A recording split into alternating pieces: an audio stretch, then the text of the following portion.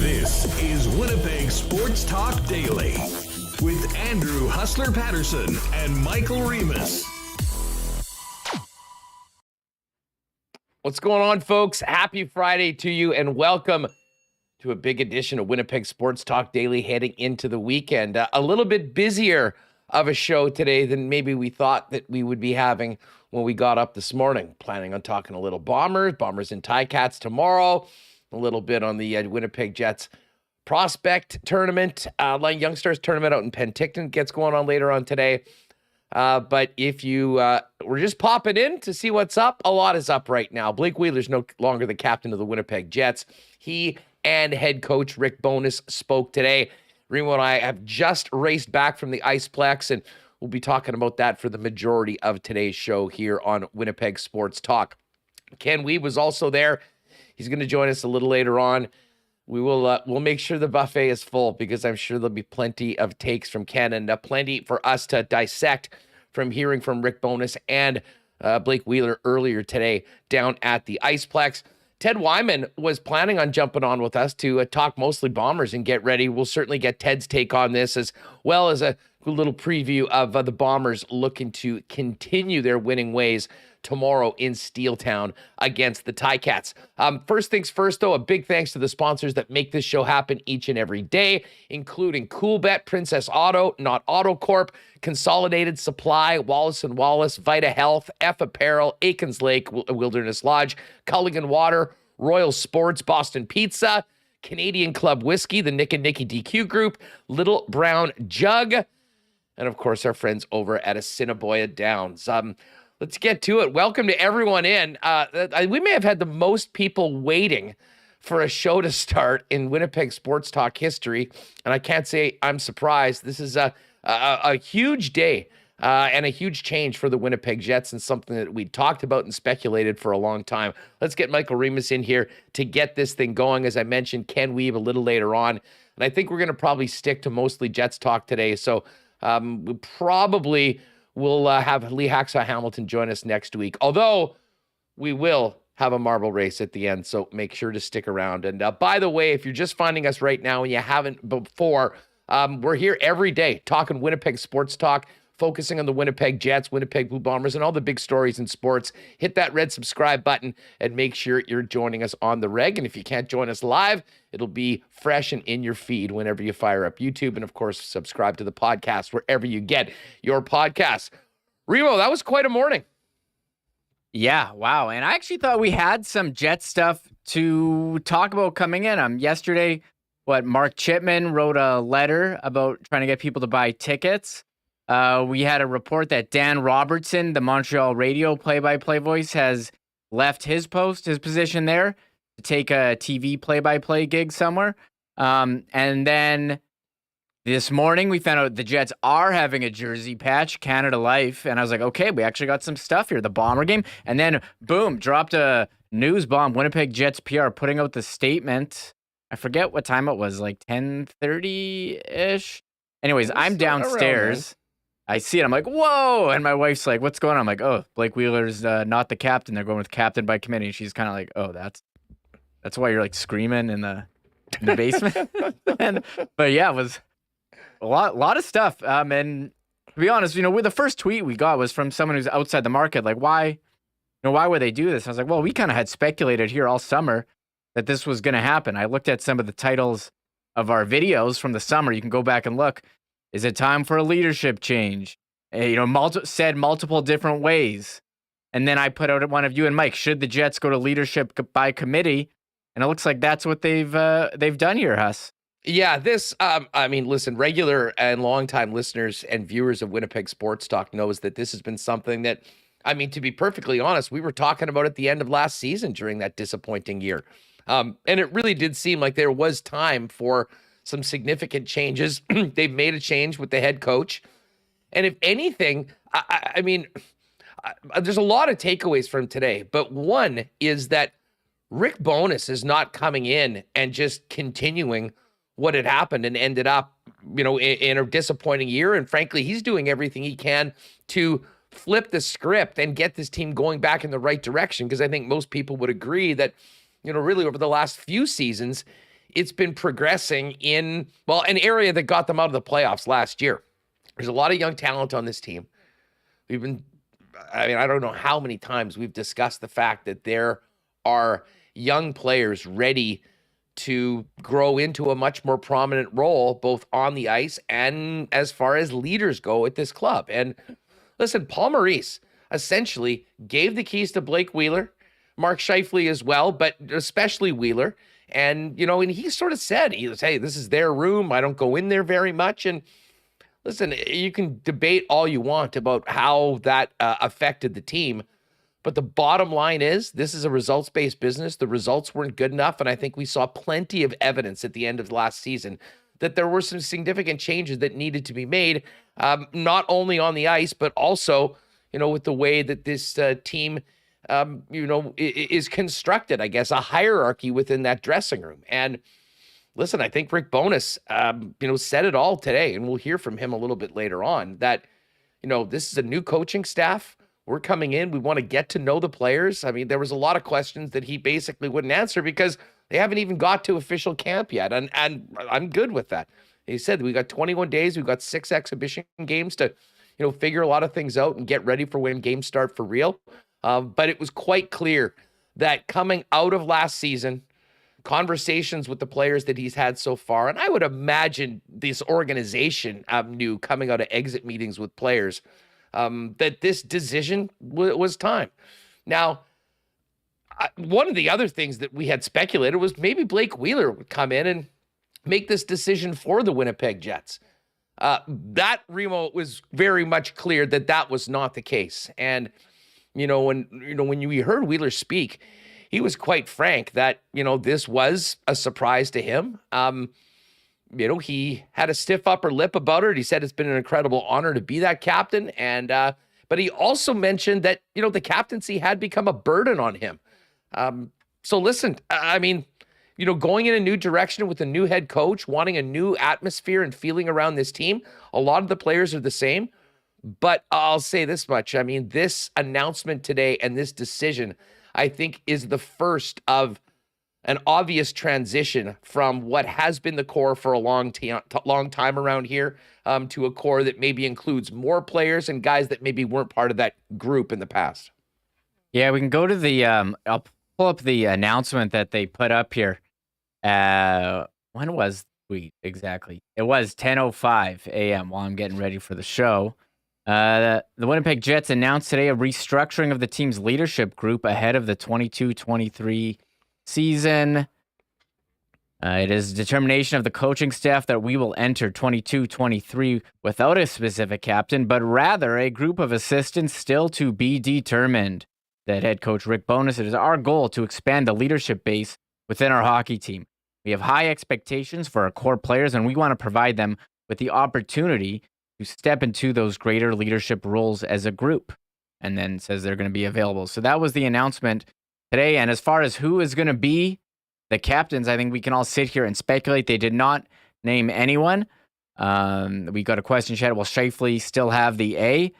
I don't think, from what they said, it just seems like they're going with a clean slate of what we had before, and they're going to pick. Ken asked Rick Bowness, how many are you going to go with? Are you going to go with, a certain number? And they really were tight-lipped about everything. So we'll have to wait and see. But, while they didn't change any of the players, that may be the way we thought heading into the offseason, whether it was Scheifele or Dubois or Wheeler, they're going to change up the leadership group. You're going to change. We've already heard the players like Mark Morrison say earlier this week, they're going to change up some of the systems, the way that they play. So while the players may be the same. It seems like they're going with a completely different identity as far as play style and leadership. And I think, I don't think this is really a surprise just based on the way the team has been trending. You're not going to change the players. You got to change something. Went with the coach, although it was Maurice who. Well, listen, I'll say this, though, dude. There's a lot of people that are surprised today. Absolutely. And, even though it's something that we've talked about quite a bit, and I certainly think this is a positive development and the right thing to do, I wasn't sure that it was happening. And listen, I think, it's kind of neat that this has happened now where I'm seeing so much positivity about Wheeler in the chat right now. And maybe it was from the way he handled things today. But he has been a warrior for this team since 2011 and, has been the author of some incredible hockey and some big moments, but also has been, sort of the guy with the C on his chest as a lot of things seemingly went sideways on this team. And change is necessary. Change is good. And change is, in some ways, the only option for a team coming in with a brand new head coach that wants to sort of reverse the trends of the last number of years. And, Bowness, when he was speaking today, talked about, the conversation. He didn't get into it. He didn't want to talk about what Blake's reaction was. He said, you know what, he can speak for himself and he will be speaking after Bowness talked.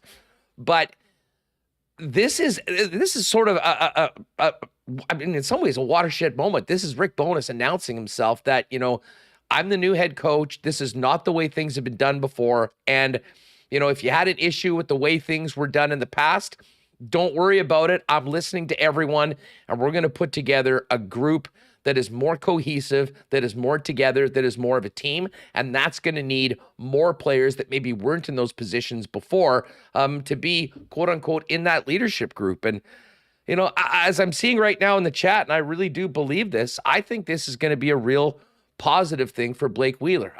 He mentioned the burden that I said that he had felt at times of being the captain. He's a very proud guy. I think this is probably a tough day for him to come out and speak about this.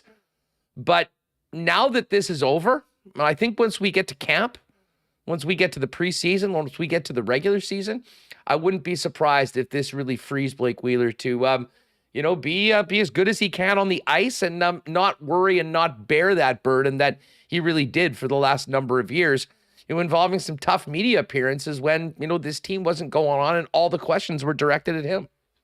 Yeah, he joked that won't get to speak with us or the media too much anymore, but he said it won't change anything for him. He tried to be pretty positive about it. I guess as positive you can be. I think there's certainly some disappointment that you're not wearing the C anymore, but he said it won't change for him. He's still, Rick Bowness said still a big part of the team. So we'll see how it goes. I'm curious, who they're going to go. Everyone I know in the chat and is on our, I posted on Instagram and Facebook has got opinions on who the A's are going to be. But we know that we saw a number of players step up last year. Nikolai Ehlers, took a step forward. Pierre-Luc Dubois, even if, he doesn't want to be here long term. Yeah, I'm not sure that Dubois is much in the conversation. Listen, he could be. But well, let's say if he wanted to be here, let's say if he did say that he wanted to sign long term, maybe that changes now. And then who else? Adam Lowry, I think always a candidate as well. Kyle Connor, for sure too. So, and how could you forget on the defense? Josh Morrissey. So maybe it is. Well, some of those guys. We'll have to wait and see. Perfect segue into the why not question of the day. You can get that one up, Remo. I mean, we do our why not question of the day every day for our friends at Not AutoCorp over at Waverly McGillivray, and you can check them out online at not.ca. Pretty obvious question today for you Winnipeg Jet fans. Now that we know that Blake Wheeler is no longer the captain, who would you like to see as part of that group of assistants, if you will, guys that'll be part of that leadership group? And as Wheeler said, and Rick Bowness said today, with a letter or without a letter, Blake Wheeler is going to be a member of this leadership group and will continue to lead by example and do his things. But I certainly took from what we heard today that I think this is going to be a big departure from Wheeler being the guy in that dressing room.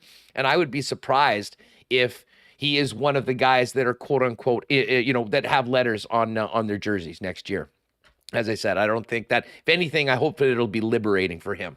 But Adam Lowry is an obvious guy that I think has been a real leader in this team, for this team on and off the ice, that I think is would be an obvious addition. Josh Morrissey had an A last year. I think that he would be a lock. I'm very interested about Mark Scheifele, because if you had told me this last year at the end of the season and said there were going to be some changes, well, frankly, I would have been surprised maybe if Mark Scheifele was around.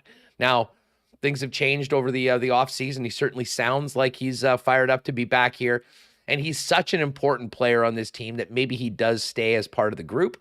But you've got players like Nikolai Ehlers and Kyle Connor, young star players that are really going to be leaned on a lot. And I think, there a lot can be gained from having players like that in that leadership group.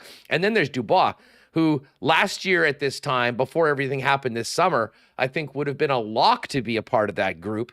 But part of that conversation was that he was really thought to be maybe the future of the team.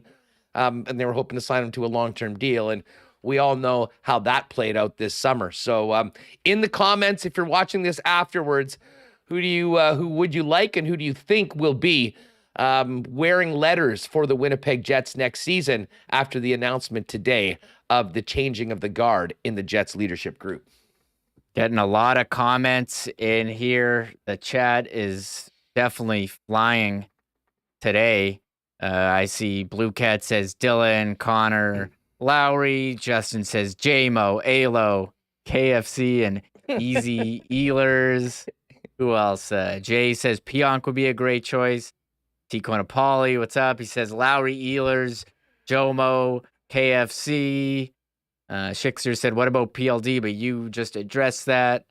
So, I mean, everyone's got to take. I think we have an idea who they are, but I think they're going to give everyone a chance to lead and everyone a chance to step up and kind of turning a page on this season. And, they keep talking about everyone's getting along, positive vibes. Blake Wheeler spoke about that too. So, pretty wild day for the franchise.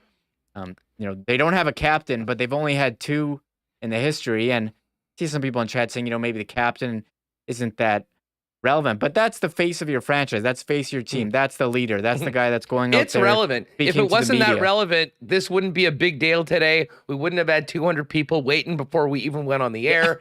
I mean, it is relevant and it's important, and it is a very significant day and a very significant change for this team. And I think it bodes very well for folks, myself included, that hope to see some significant changes. Now, a lot of the players are the same, and I know that is, a talk about what has and hasn't happened when it comes to player moves.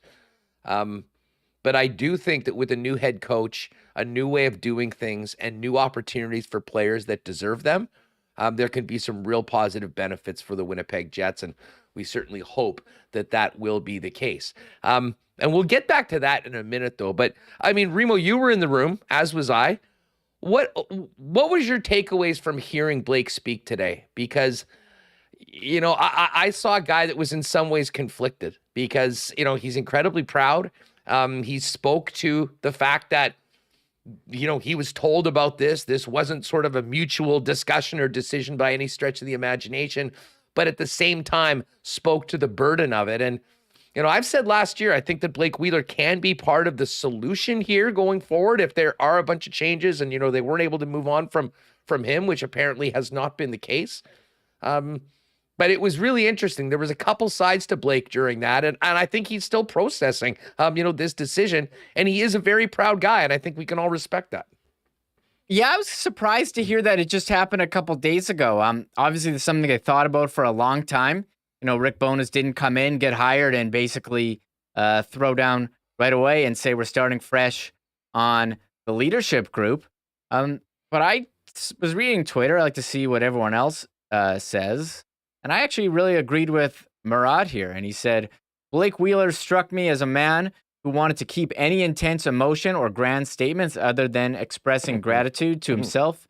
He's had a few days to process but didn't want to share the details of his conversation with Bowness or specifics of any negative emotion. And he really wasn't negative at all about it. I mean, Ken asked him if it was a burden, but he didn't give the answer that you thought he would. Oh, I hate, speaking. It wasn't about speaking to the media, or whatever. It was about just trying to be a better. He tried to spin into a positive, trying to be a better leader, and it's having that big responsibility.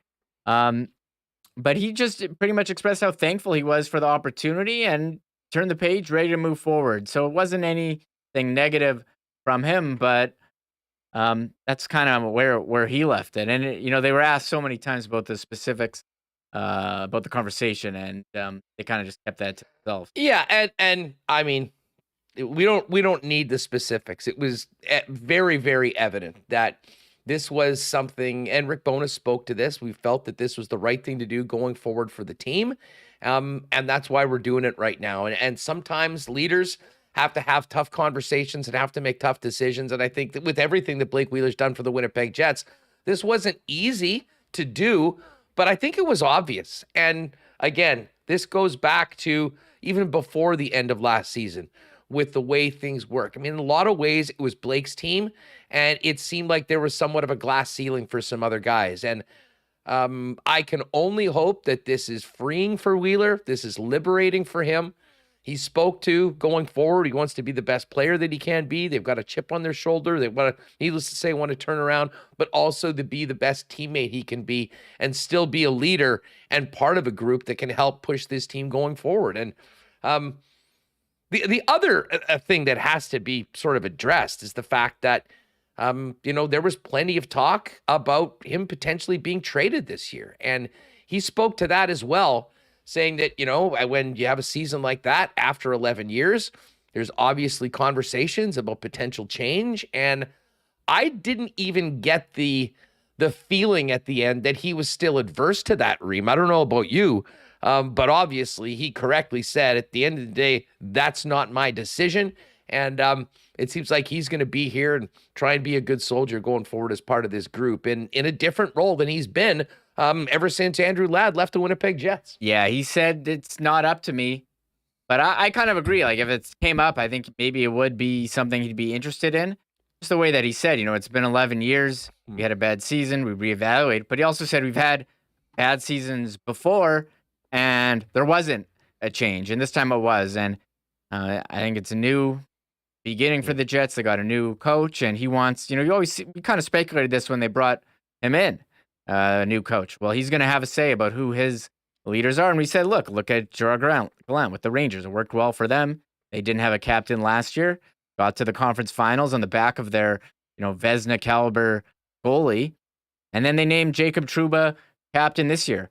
I was going to put out our graphic on our Instagram, and the link to our Instagram is below. I first, I was writing it really quick. I was like, oh, they're going to not have a captain all season. But it doesn't say that in the release. It says they're going to enter the season without a specific captain. Now, that could obviously change, but...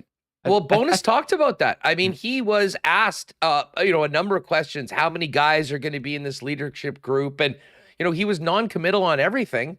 And I don't blame him, because he hasn't had a formal session with any of his players yet. He's had some conversations. They've got some feedback. He's obviously met with Kevin Cheveldayoff and everyone that was with the organization at the end of the season for, all the fallout and what they heard from players fresh off the end of the year. But they are starting anew with a new head coach. And I think for a lot of players, a clean slate and hopefully new opportunities to make the most of them as players as well as members of the Winnipeg Jets. The other thing that stood out that does excite me as someone that wants to see this team do well, and frankly covering this team, and some of it maybe goes back to Blake. We know how serious he is, how driven, how motivated he is, and sometimes how testy he can be. I mean, we always joked about bad mood Blake at times, which often resulted in great performances on the ice. But I always got the feeling that, there was a lot of fun players on that team and individuals, but I never got the feeling, and again, we're outside, especially the last couple of years without people being in the dressing room, that group was having a lot of fun together. And, Rick Bowness spoke about, wanting guys to be excited to get to the rink, to come and, be and feel uplifted by their teammates and being there. He said, you don't want guys that are, oh my God, I got to go skate, do video again. And to me, that is exactly what I wanted to hear. And that's exactly what I think this organization needs, not only to maybe reconnect this team to maybe some fans that have, eroded a little bit over the ways. And I'm not just talking buying tickets and supporting the team, but, there was at times this team, and this should not have been that way.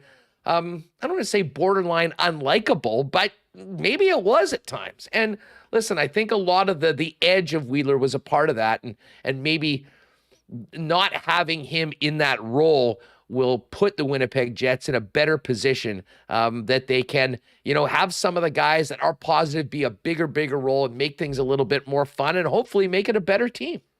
He's talked so much about wanting to be a family, unity, and they're starting this year on a new page, turning a leaf or whatever the saying is, and saying, hey, we're all in this together.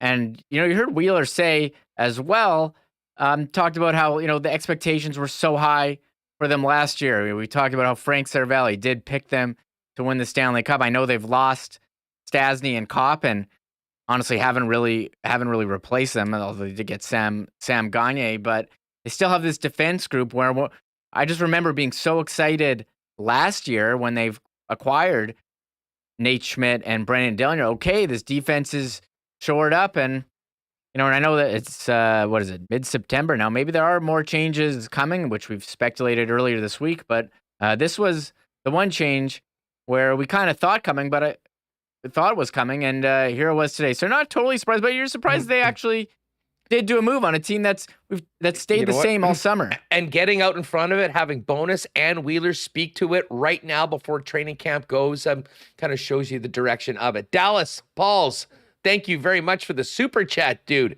Cheers to the weekend, Huss and Remis. Cheers to you, Dallas, one of our great supporters. Really do appreciate that.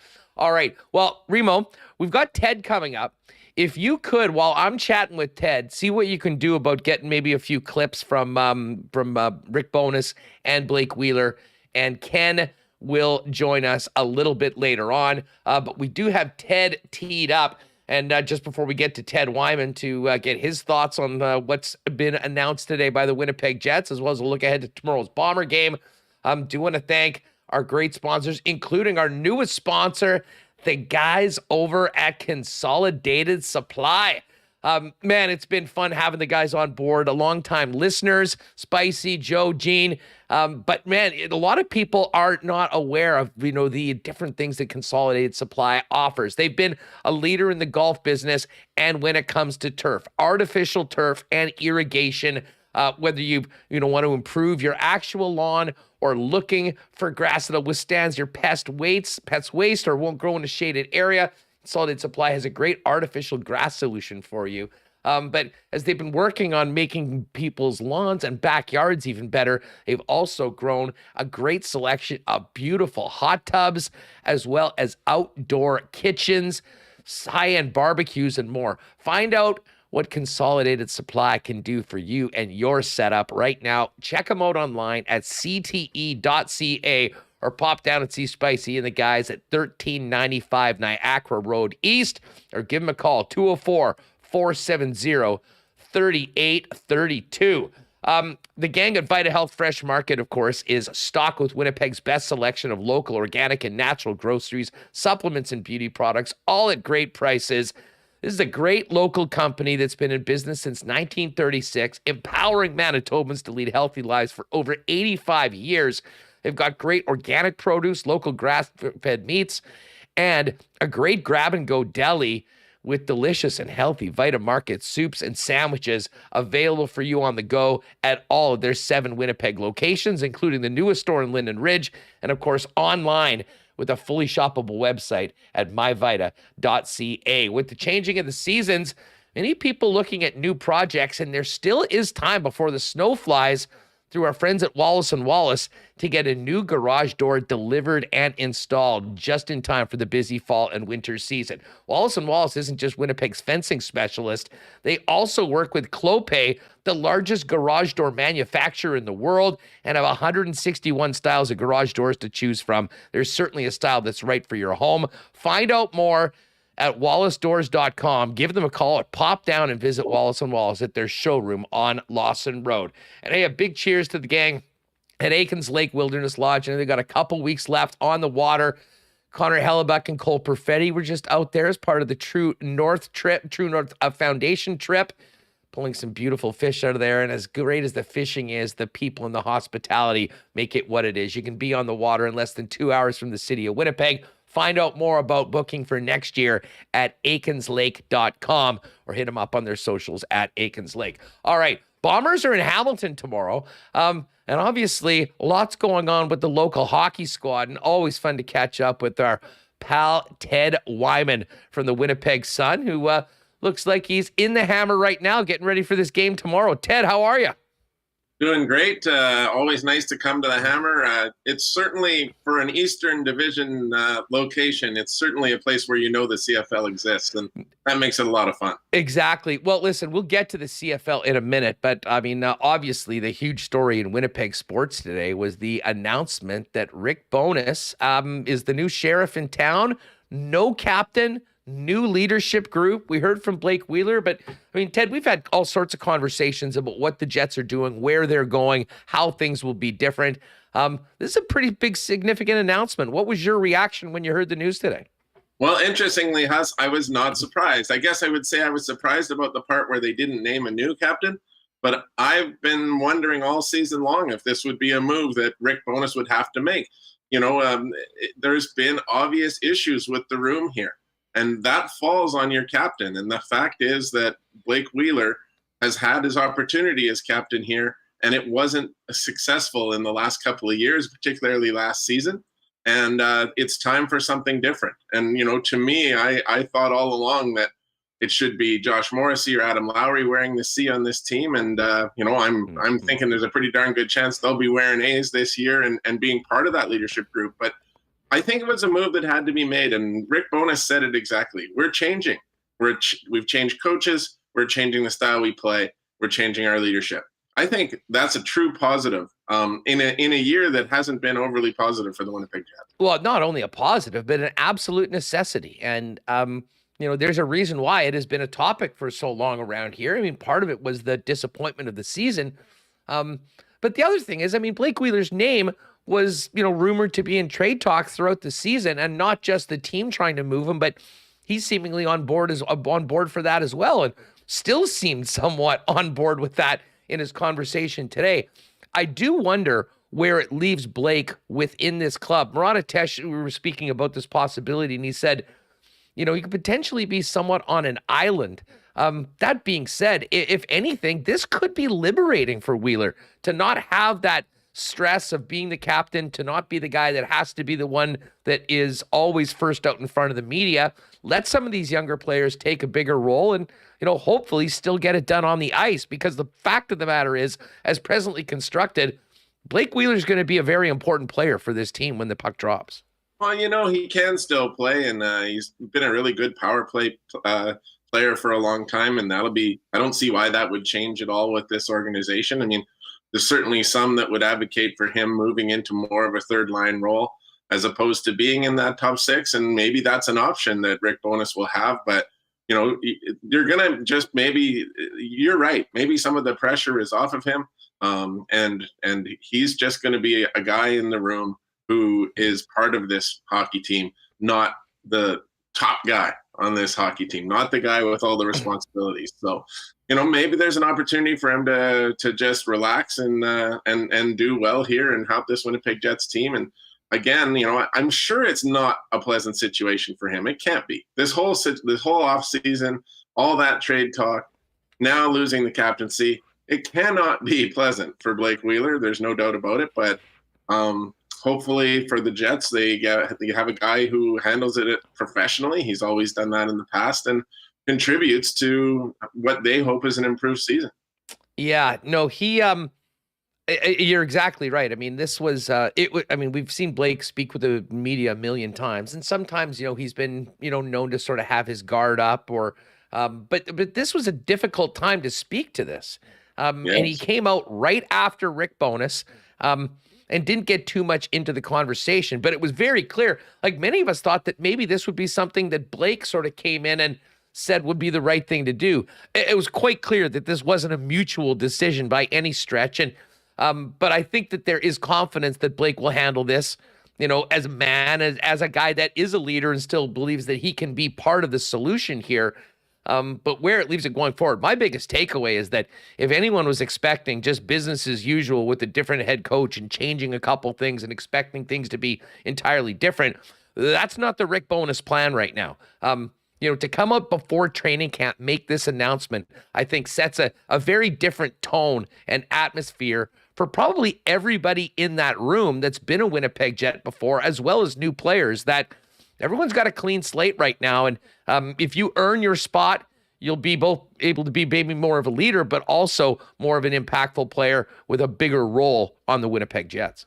Yeah, we've just been waiting for that kind of move the whole offseason. Just what is it that is going to be done here to make this team better? And, obviously they did get Rick Bowness in as coach, but he wasn't their first choice. So it's hard to, it was hard for people to get super excited about what that meant for this organization. And then there's the long wait to see if any of these trades did come to fruition. And there was the long wait to see if any big free agent signings or decent free agent signings would be coming in to really help this team. We didn't see much of that until Sam Gagner signs late, but he's, we're not talking about a frontline player here. So none of those moves really, to me, moved the needle on being able to truly have a vision of improvement here. This one does a little bit. I think it does. I think this sends a real message. It's just before training camp. It's, step up, guys. Who wants to step up and be a leader on this team? Come and do it now. Training camp's getting underway, and the coaches are watching, and they want to pick their guys. So I think that makes it really interesting. Well, and you know what? I mean, I think that was the other thing that came out. He's going to listen, as the media was, needs to do. They're asking all these questions. They want answers now. And Rick was pretty clear. We haven't even had an official organized session with these players yet. I don't have the answers, but I've got 21 days. I've got 6 exhibition games and preseason games to sort of bring this team together. But it does sound, and this is just sort of aside from the entire captaincy and leadership group topic, that we're hearing more and more from these Winnipeg Jets, and even Blake Wheeler spoke to this, with the skates that they've had with the players and some of the newer guys here, that it's a far more intense and focused group than maybe it's been in the past. And it does seem that there's maybe overall a bit of a chip on the shoulder for a team that absolutely knows that they're better than they put forth last year. Yeah, and that's the one that's such an interesting wild card in all our discussions about the Jets is when we were having this conversation a year ago at this time, we were talking about a team that we thought might be able to go deep into the playoffs. And it hasn't changed very much, right? You don't have Paul Stastny anymore, but other than that, it hasn't changed much. And they're going to have a bit of an infusion of youth in the lineup this year.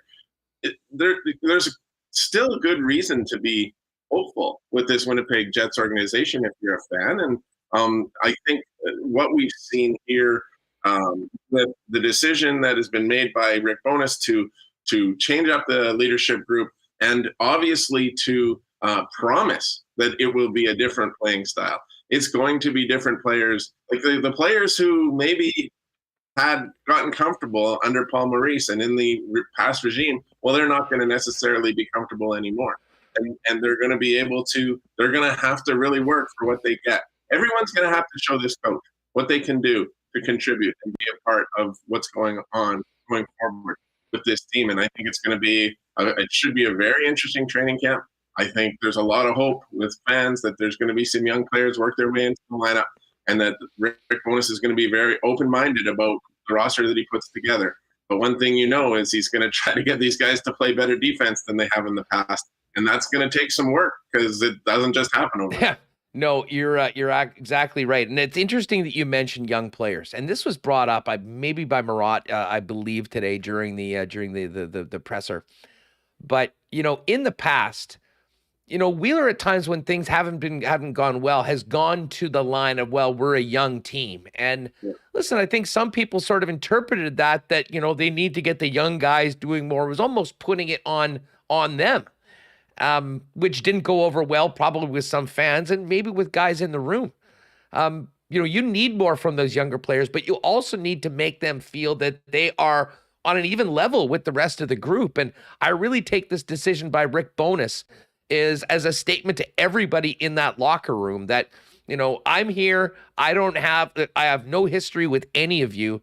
You do have a clean slate, and your work ethic, your contributions to the club, what you do on the ice, in the locker room, everyone is welcome. And that's a big part of building a team, because I still think back to a comment that Paul Maurice said a long time ago where he goes, I never really go in the locker room. I mean, that's their job. And in some ways, it was almost like, he gave the keys to Blake Wheeler in particular as the captain, as his guy. And, I do wonder how that affected the rest of the team in the group, as a team going forward. And certainly when we're talking about changes, that's one area that I think the Winnipeg Jets will really benefit from what we've learned today.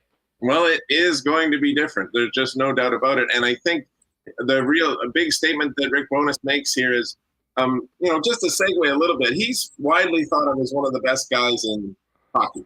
He is a guy that everybody respects. He's really well liked by so many people. And yet now he comes out and he says something very firmly here to show that he's in charge of this organization. And people, are going to have to learn to be a part of his of his style. And that means the leaders that he picks, that means the players that he picks to go in this lineup, and that means the structure, the defensive play, everything. And I think just right to this one thing sums up a lot of that, and it puts that message out there. And I do think that has got to be a good thing for this organization. It needs shakeup. It's needed shakeup for a while. I don't know how much, they didn't get the big trade that maybe would have shaken it up more than this. But they are doing something that is shaking it up, and I think that's a good thing going forward. Yeah, and well, as I said, we'll see how things go. We'll see if this team is as it is right now when we start the regular season, what that means for opportunities with some players. And I guess the other thing is I couldn't help but, hear when Blake was asked about potential trades is that, that still could be a possibility at some point before the end of his tenure. But for right now, he's a Winnipeg Jet. He's part of this team, although maybe in a little bit of a different role than he's been in the past. Ted Wyman of the Winnipeg Sun is with us on Winnipeg Sports Talk Daily. We'll continue this conversation on the Winnipeg Jets throughout the afternoon. We'll hear from Bowness and Wheeler coming up in just a few minutes. Remis is getting those ready. And we'll also have Ken Wiebe join us a little bit later on. But Ted, while we've got you, we were originally planning on talking mostly Bombers, and then all of this happened today. We've got the lineup, a couple very important returning players getting back into the lineup tomorrow, including BA, Brandon Alexander, who've been waiting for all season to get back as an active member of the squad. Well, sure, yeah, and it's pretty good that they're getting Michael Couture back at center as well. But Brandon Alexander was an all-star last season. He likely earned some votes for most outstanding defensive player because he was so good. He's widely thought of to be one of the best, if not the best, safeties in the CFL. And he's an absolute leader. He loved in that locker room, even when he wasn't playing. But he's now in there, and he'll be on the field doing his communicating. I'm sure it's a lift to all of the teammates just to see his name on their roster and know that he's going to be a part of it. But, of course, this team's done okay without them, too. They are 12-1. I don't know how much better they could be other than one missed kick by Mark Leggio. They could be 13-0 had he made that kick. But really, it's good that they're getting them back now. The thing that offsets it a little is that Nick Taylor is out and looks like he's going to be out long-term. At the halfback position. So you get that real experience coming back in Alexander into the safety spot. But now they're very inexperienced on the one side of the field with rookies Evan Holm at halfback and Jamal Parker at cornerback. Be very interesting for me to see how much the Hamilton Tiger Cats go after those guys. And BA for that matter, because he hasn't played all season. Well, and you know what? It's kind of a neat segue between Jets and Bombers, speaking about Brandon Alexander, because even while injured, even in the off season, he was here, he was doing things in the community, he was part of the team. And Ted, you're around this team every day. Usually if you told me there was one really tight-knit team and there was another one that had guys going all different directions, you would think it's the football team. I mean, football teams are way bigger. Football teams, often have, there's the O-linemen that hang out together. There's the DBs. I mean, it's sort of little groups within a team.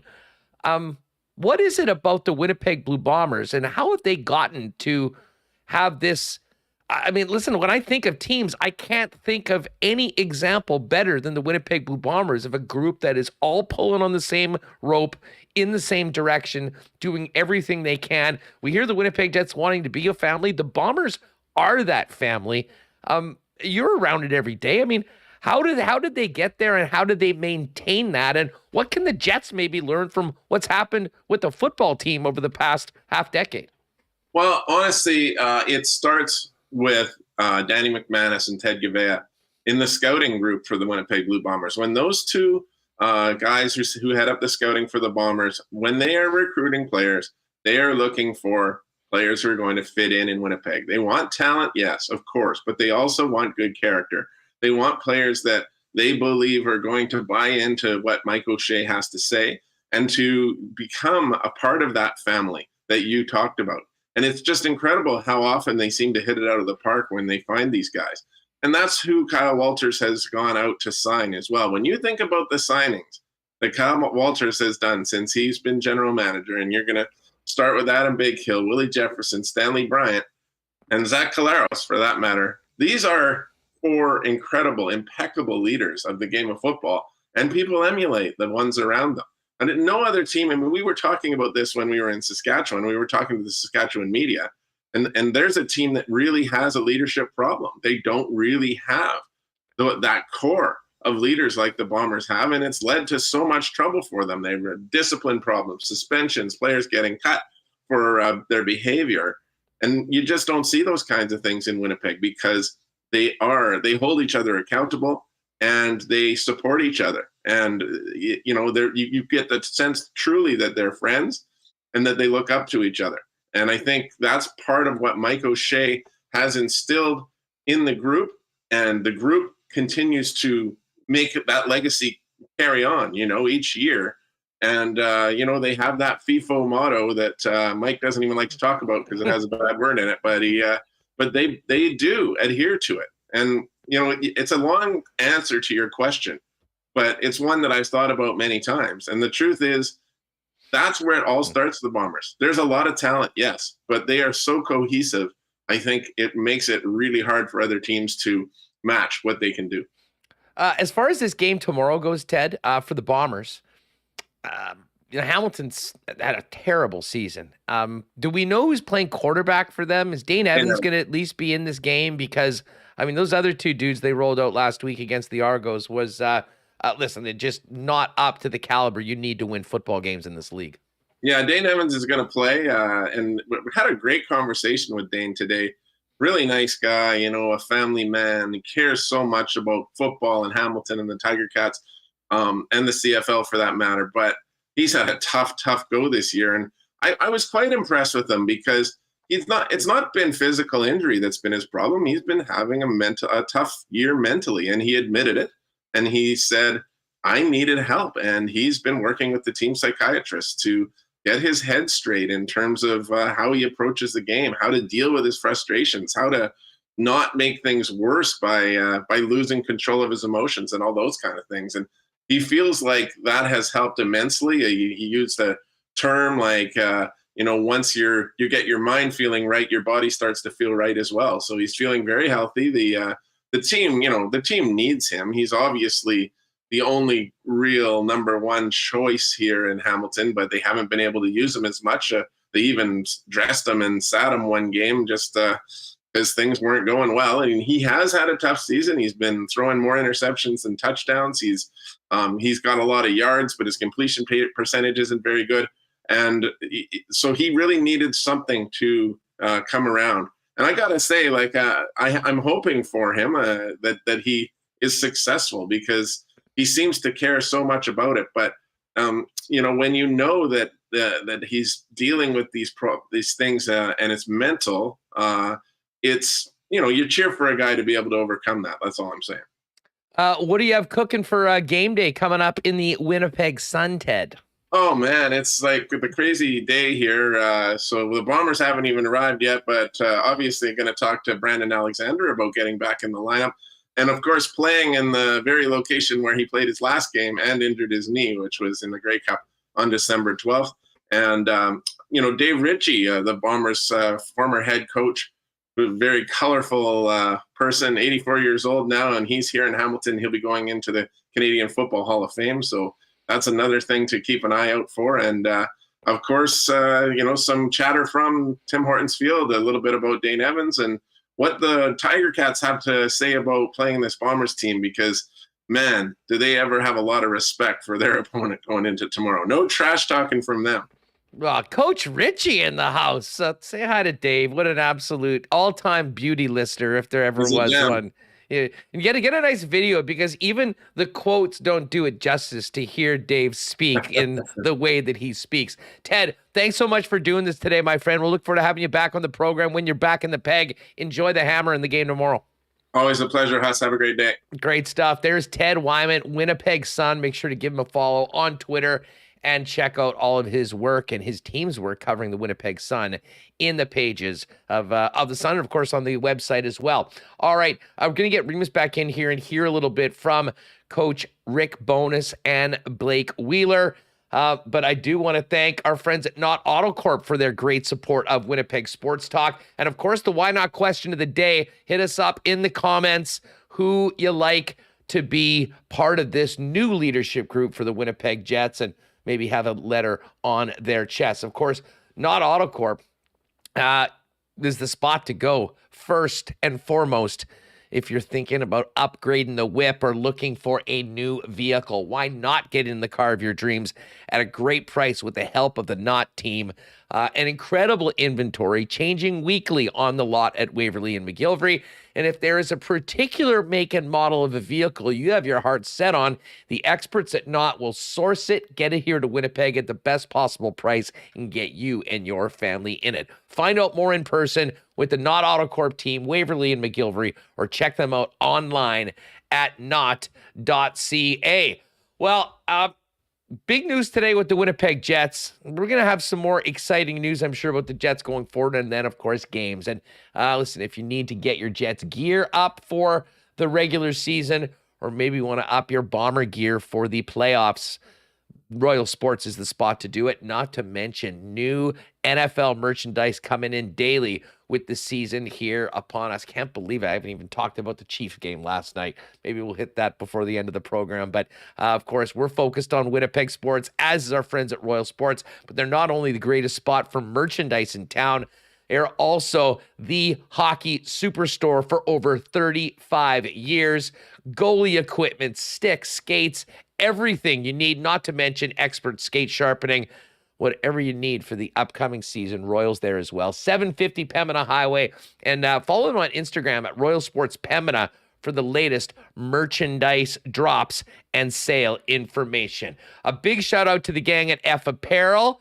Saw Ken and Rennie today down at the Iceplex, both looking resplendent in, I know Ken was rocking an F Apparel suit. Remo and I've got some too lately. The entire process was amazing. Get to pick out the fabrics, colors, everything that you want in your new suit. And then a few weeks later, you got a beautiful new outfit to wear. Maybe a little bit more than we've done over the past couple of years due to the damn pandemic. Bottom line is custom suits for men starting at $400. Many other custom options for you as well at F Apparel, accessories, the like. And if you're having a wedding, think about getting all the fellas done up at F Apparel. 15% off for the entire wedding party when you get your suits from F Apparel. Pop down and see Andrew and his great team, 190 Smith Street downtown, or check them out, F Apparel, EPHapparel.com. And a big shout out to our friends at Breezy Bend. What a great season they've been. I know Craig and his team working on the new greens for 7 and 15 for next year. been a beautiful, beautiful year on the golf course and looking forward to another one. If you were looking for a great long-term home for you and your family at one of Winnipeg's top private courses, talk to our friend Corey Johnson over at Breezy Bend or find out more online at breezybend.ca. All right, let's get Remo back in here. We're going to have Ken in a few minutes, but I guess our chat with Ted gave him a little bit of time to maybe get a few clips because, of course, we ran out to the Iceplex and then had to basically sprint back home to get this show going on at 1 o'clock. But Remo, where are we at? What do we have for our listeners and viewers from today's press conference announcing the leadership changes with the Winnipeg Jets? Yeah, we've talked this for about an hour now. We're ready to hear from the men, Rick Bowness and Blake Wheeler. And as we wait for Ken, who's also rushing home from the Iceplex, we can hear from Bowness first here. And he first one. He just said, hey, it's a new coaching staff, and that's what he opened with. So I'll hit up this one. You had to give us time to talk to the players, get to know the players. But changes don't just start with the coaching change. We're going to change the way we play. We want to be a much more aggressive team. So the coaching has changed. The style of play, we're going to initiate a more of an aggressive, pressure-orientated system and be a harder team to play against. And now is with a new staff. It's a good time to take a look at the changing the leadership of the room as well. So it took some time, but again, in fairness, we got a whole new staff. We don't know the players. I can tell you this, that, and I've said this before, I was very encouraged all summer talking to the players. Like, this is a much, much tighter group than the perception of the room. And so that was very encouraging for me. Also, you could tell their tone and their wording that they wanted to accept more responsibility. They're all very disappointed what went on last year, but that's behind us. So now we have changes, and that just included the way we're going to go about the leadership of the team. So is this more about... All right, so there is some of Rick Bowness's comments earlier on. And, what's interesting, you talked about how tight this team is as opposed to the perception of the group out there.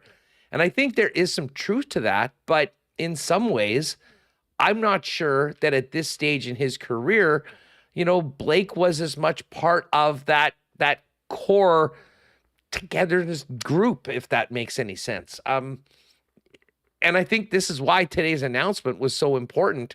And I think both to the organization and, of course, to Rick Bowness going in, trying to establish a new attitude, a new atmosphere, and a new start for this entire hockey club, including now former captain Blake Wheeler.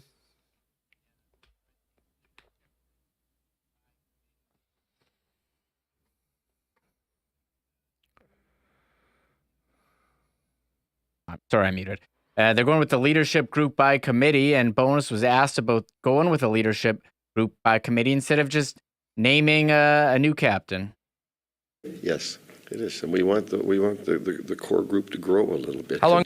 So it's not one face coming out here talking to the media every day when things don't go well. Like, we're a family here. And that's what I'm trying to tell them. Like, we're all in this fight together every day. We're a family, and we all have to be held accountable. We have to support each other. We have to help each other. We have to push each other, and that's what we're trying to establish. But in order to do that, you need more people in there pushing. You need more people pulling it together. And really, that's what we're trying to do. Blake is still going to lead. He is, and whether you have a C or you don't have an A, you're still going to lead. I've been around the league in some capacity or another for 47 years. Some of the best leaders I've played with and coached never had an A, never had a C. You're going to lead, right? But what we're trying to do now is get some of those, the more guys in that group to take that responsibility and be proud of it. So we try. All right, so there's a little bit more on the line of thinking for Rick Bowness. And anyone that was thinking that this was somewhat of a mutual decision, it was very clear today that was not the case. But what Rick Bowness had just said was it's something that I had said a number of times on this program, and I think we've talked about enough on Winnipeg Sports Talk. It was time for a change. This was, maybe some would say long overdue, certainly needed to be done considering where the team was last season. And that is the way that they're going forward, and they've made this announcement. There's no suspense going into camp. It's a clean slate. This Winnipeg Jets team is going to be have a new feeling around it because there's a new head coach making new decisions for this team.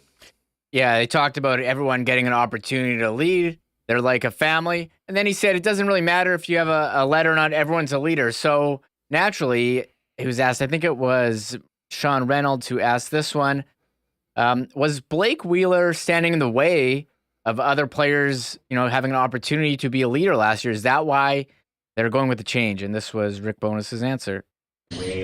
He's not standing in the way. That's not what we're doing here. He's not necessarily standing in the way. It's just we're just trying to get more people involved, like we talked about. So again, Blake's he's a key part of this team. He's going to be a key part going forward. And it's just okay. Let's get more people. Let's get more people involved. Well, it's just a different way of trying to get that to happen. All right, so there's Bowness, and listen, there's no way that he would say, well, yes, Blake was standing in the way of other players joining that group. But I think we can just read the room today, folks. See the decision that has been made, knowing where this team has been, where they want to go, and the fact that this was the first decision that they've made. I think it was pretty darn clear at the end of this season that something like this needed to happen. And I think that's a big reason why we heard Blake Wheeler's name mentioned so much over the course of the offseason as a potential trade piece for the Winnipeg Jets to move on. And I mean, that is a matter of, starting fresh, starting new. Listen, Blake Wheeler's still going to be a big part of this hockey club until he's not. It's just going to be in a little bit of a different role. Did we have one more clip of Bonus, Remo, before we're going to Ken? We can do one more before Ken. Do you want to do the question where he's asked 4 times in a row about specifics of their conversation and he doesn't answer and says says he's not going to talk about? You want to hear that? I definitely do want to hear that. This was interesting. I mean, the media, Ken and the like, all kind of trying to grind bones in a different way to find out about, Blake Wheeler's reaction. And the bottom line was Rick says, I'm not going to speak for him. He's going to speak. And as much as everyone tried to maybe ask the question in a different way, this was good. Well, listen, Blake's an intelligent, articulate guy. I'm not going to put words in his mouth. I'm not going to speak for him. That's a conversation between a coach and a player. And that's where it's going to stay. Was there agreement on it, though? That's a conversation between a coach and a player, and that's where it's going to stay. So I get that, but not saying anything almost seems to more. Well, listen, we've got to be able to have conversations with our players privately, man to man, without every little thing being dissected. We had a good conversation. Let's put it that way. But you would assume that a long time. All right, there's Rick Bowness. We're going to talk about this with Ken Wiebe, who is on deck. And then once we're finished with Ken, we'll have clips from Blake Wheeler. I know you're interested to hear and maybe see how that conversation went. But again, we're going to chop it up with Ken right away. Before we do that, a big thanks to Princess Auto for their great support of Winnipeg Sports Talk. Week today, Bombers back at home. Princess Auto tailgate party 2 hours before the game. $5 beers, $3.50 hot dogs and pop. It was an absolute madhouse before the Banjo Bowl. So much fun and such a great atmosphere. If you're heading to the game next week, make sure to get there a little early and take in the Princess Auto tailgate party. And of course, Princess Auto is the place where you'll find the best deals on the most unique assortment of tools and equipment around. Everything you need to complete the projects on your list or start something new is at Princess Auto. 2 Winnipeg locations, Panet Road, Portage Avenue West. And you can always shop online 24/7, 365 at princessauto.com. Well, Ken's coming up. Hydration time for everyone, you in the chat as well. And of course, when it comes to hydration and water services, Culligan has been the family-owned experts in Winnipeg, serving the province for over 65 years with water softeners, filters, bottled water coolers, whole home systems, and drinking water systems, not to mention citywide water delivery services and commercial and industrial water products and solutions. Culligan Water is at 1200 Sargent Avenue, 694-5180, or find out more on all their products and services online over at drinkculligan.com. Big cheers to the gang at Canadian Club. Speaking of that Bomber game, I know there'll be some CC and Gingers enjoyed next week. And of course, the great taste of Canada's favorite Canadian whiskey, Canadian Club, available throughout IG Field at all events, as Canadian Club is the official spirit and the official whiskey of the Winnipeg Blue Bombers. If you're thinking about a cocktail for the game tomorrow as the Bombers take on the TiCats, pop by your local beer store and pick up the new Canadian Club Ginger Ale, now available in cans and in 6-packs. And of course, our friends at Boston Pizza, the place to go for NFL football. What a game we had last night, folks. Mahomes, Herbert. Listen, that was unbelievable. I can't wait to see those teams go at it again. And when I do, we'll probably be back at BP watching it again. Every NFL game's on the big screen. Delicious BP pizza flights and ice cold Bud Draft on special for $5 every game. Prize wheel spins. And you can enter to win one of 2 grand prize trips for an NFL weekend for 2 in Vegas, airfare, hotel, NFL game tickets, and a bonus NHL game. First trip is November 11th to 13th. Raiders, Colts, plus the Golden Knights versus Blues on Saturday night. And the second trip, New Year's Eve weekend, Raiders, Niners, and the Knights and Preds on New Year's Eve. Watch the NFL and win at any Winnipeg, Selkirk, Steinbach, Morden, and Portage Boston Pizza location. All right, well, perfect time to have Ken jump on for his weekly visit with us on Winnipeg Sports Talk. And as I mentioned, looking very good in that F apparel suit today, chugging a little bit of Culligan, getting ready for a big visit. Listen, Ken, I knew we were going to have some stuff to talk about with training camp going on, but quite the morning. Did this catch you off guard, that this was announced and the way and when it was announced? I mean, what was your first reaction when you saw the tweet from the Jets PR today announcing what we were going to be talking about with Rick Bowness and Blake Wheeler? First of all, Hustle's great to be with you. Remo, come on, asleep at the wheel. I am not Ted Wyman. Get that fixed, buddy. Let's go. CTO, let's get moving here. Come on, there's now. A lot going on. He's doing clips. You have no idea what a CTO does, Ken. It's a very see, boom, he's on it. He's on it. We make changes here. We make changes, much like the Jets make changes. Yeah. Great hustle on that, Remo. I know we were already complaining about the battery life on your phone earlier when I saw you at the Iceplex. You guys are hustling. You guys are hustling. You guys were at the Iceplex, seeing everything. Seeing is believing, Huss, I would say, in this situation. I had told you before on this program during the course of the summer that if Blake Wheeler was not going to be the captain, probably the only way that I saw that happening was if Blake Wheeler decided he no longer wanted to carry the burden of being the captain. And he did admit in my question to him that it had become a burden for him. But make no mistake, this was not Blake Wheeler walking into Rick Bowness's office saying, "I'd like to hand in the C for you to put on someone else." This was a coaching staff decision. And I think if you were waiting for there's a new sheriff in town moment, Huss, I would say that's what I saw when I saw the press release come out.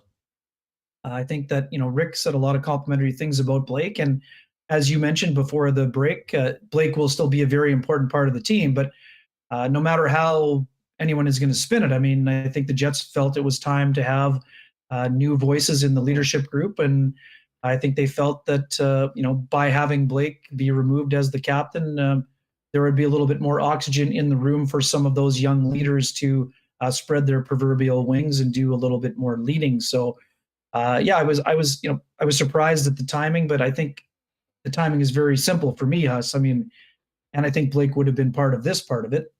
The reason that Blake would have said, "I want to speak today," is he didn't want this to be hanging over the Jets when training camp begins.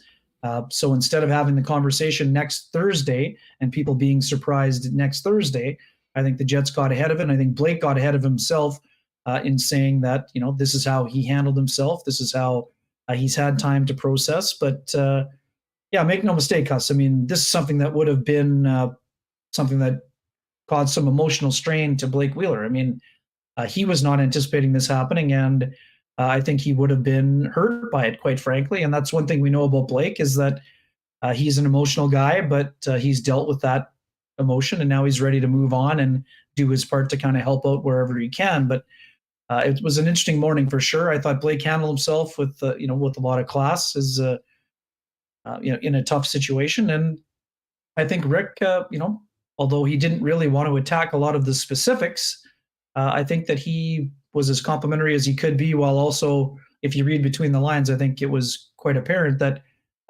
his message would be put through other voices this year coming up, or through more other voices. But again, I don't think that Blake is going to be, I said this to you, I think a week or two ago, Huss, Blake's not going to be hanging his bottom lip anytime soon.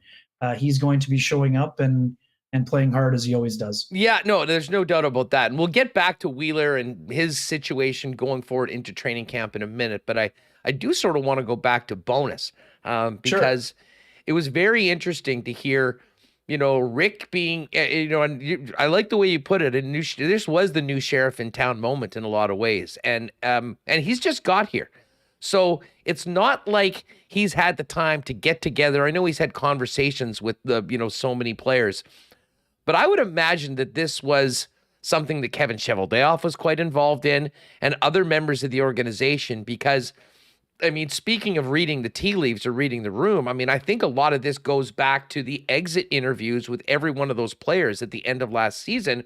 And then, of course, everything that we'd heard all season, that both the Jets and Blake Wheeler were working on potentially a new address, shall we say, some sort of a trade. So, I mean, once that happens, I think it was quite clear that the potential of this was certainly there. And to be honest, I don't know how you come back without making some sort of a change, considering what we heard and what we knew that the team and Blake spoke to today considered making happen.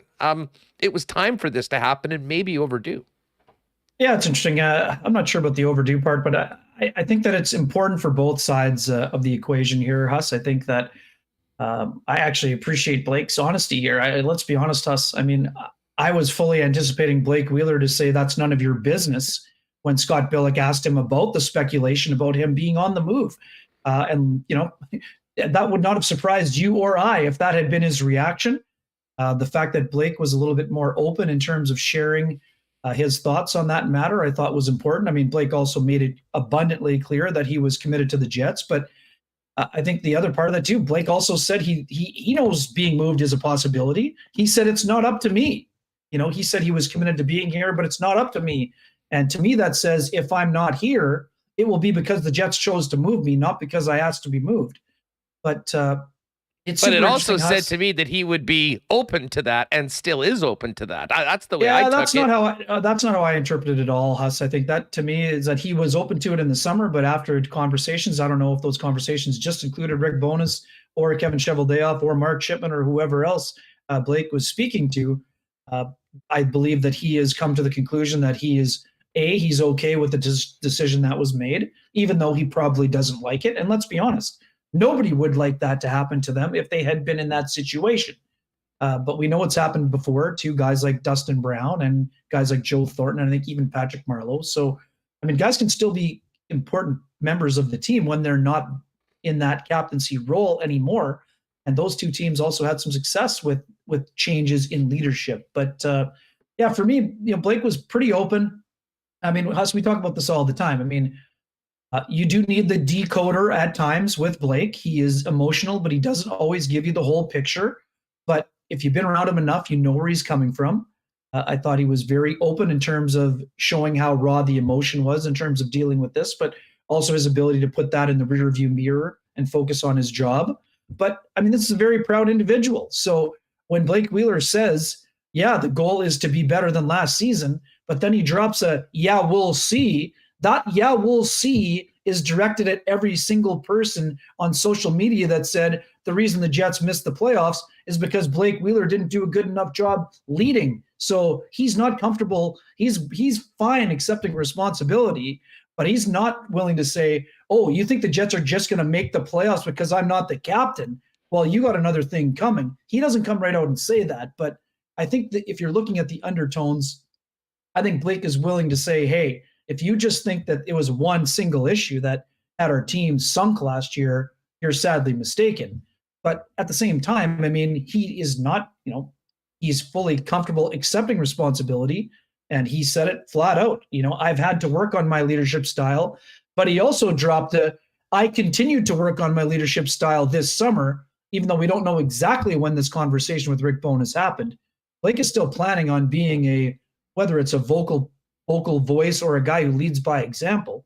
He's not just going to sit in the weeds and see where things go. I mean, this is a guy who works extremely hard, and he wants the team to succeed. I mean, if we've had a lot of conversations about guys who want to be out of town, Blake to me didn't sound like a guy who wanted to be on the first plane out of town, and he could have been out of town, as he openly admitted. So it'll be super interesting when camp starts. I mean, what's the vibe going to be like? Who are those guys that are going to be wearing letters when preseason games begin? I mean, you heard I asked Rick Bowness, how many there would be, who would be in the conversation, would you go home and road? All of those things are potential options. But he certainly wasn't shedding a lot of light on who those guys were going to be. But I think we have a pretty good idea who would be in that leadership group and who's ready to take on a little bit more. All right, Ken Wiebe's with us from Sportsnet and, of course, KNR. And, wow, we've got well over 600 people here, folks. Hit the red subscribe button if you have not already. Help the boys out and join us on the reg. We're here every day, 1 o'clock Central, live. But the great thing about the free subscription on YouTube, if you're not able to join us live, hit us up. You'll have the freshest Winnipeg Sports Talk content every day, and subscribing helps us grow the channel as well. And while you're at it, hit that thumbs up, and thanks to everyone that's already done that. Ken, just back to that, and I'm not going to totally disagree with you, but I will say this, especially considering Blake Wheeler's contract status, where there's a limited number of teams that, he can be traded to now that it's past, I believe it's 5. I sort of took that as, well, hey, it didn't happen. Like, I think it didn't happen because they weren't able to do it. I don't think that there's been a big epiphany going, oh, you know what, we were thinking maybe we were going to do that, but now we're going in a different direction. And, from Blake's side of things, this is why it makes it difficult coming back, and why I think it was certainly the right way to get ahead of this right now, is that was the big talk of the conversation. You have a new coach that comes in, and for the first day of training camp, he's no longer the captain. It's pretty clear that it's a very, very different situation for Blake right now as a member of the Winnipeg Jets than it has been at any point since they put that letter on him in the absence of after the Andrew Ladd trade. Yeah, but we knew that was going to happen because of the coaching change, right? I mean, as soon as Paul Maurice was gone, Blake's situation changed. So, and the other part that you and I have discussed frequently over the course of the summer was what the role would look like. I mean, under Rick Bowness. So we're expecting to be a reduction of minutes. It's not going to be a drastic reduction of minutes, but there will be a reduction of minutes that comes with the roles and responsibilities, where Nikolai Ehlers will be grabbing more of the first line right wing minutes. So we expect that to happen as well. Maybe it's an easier thing to do when Blake is not the captain, would be my counter to that point, Huss. But yeah, I mean, to me, I'm with you. There was, like, at one point in that 9:45, Huss, I was thinking there was a little bit of a nostalgic view that was being expressed by Blake. He mentioned the 11 years, but to me, the overarching view was of somebody who wants to still win. He takes a lot of pride in wearing the Jets jersey. And I don't think this is a guy who's going to be putting his house up for sale. I think this is a guy who is still proud to raise his family in Winnipeg, and he wants to see this team succeed. So to me, if Blake wanted to be traded, Huss, I don't think we see Blake Wheeler out in front of the media today, whether the Jets wanted to get in front of it or not. I think if Blake has already decided that it was time to go, he wouldn't bother speaking. I mean, that's just the way that I outright feel. I don't think the Jets made him speak. I think Blake made it clear that he doesn't plan on talking to the media a whole lot this year.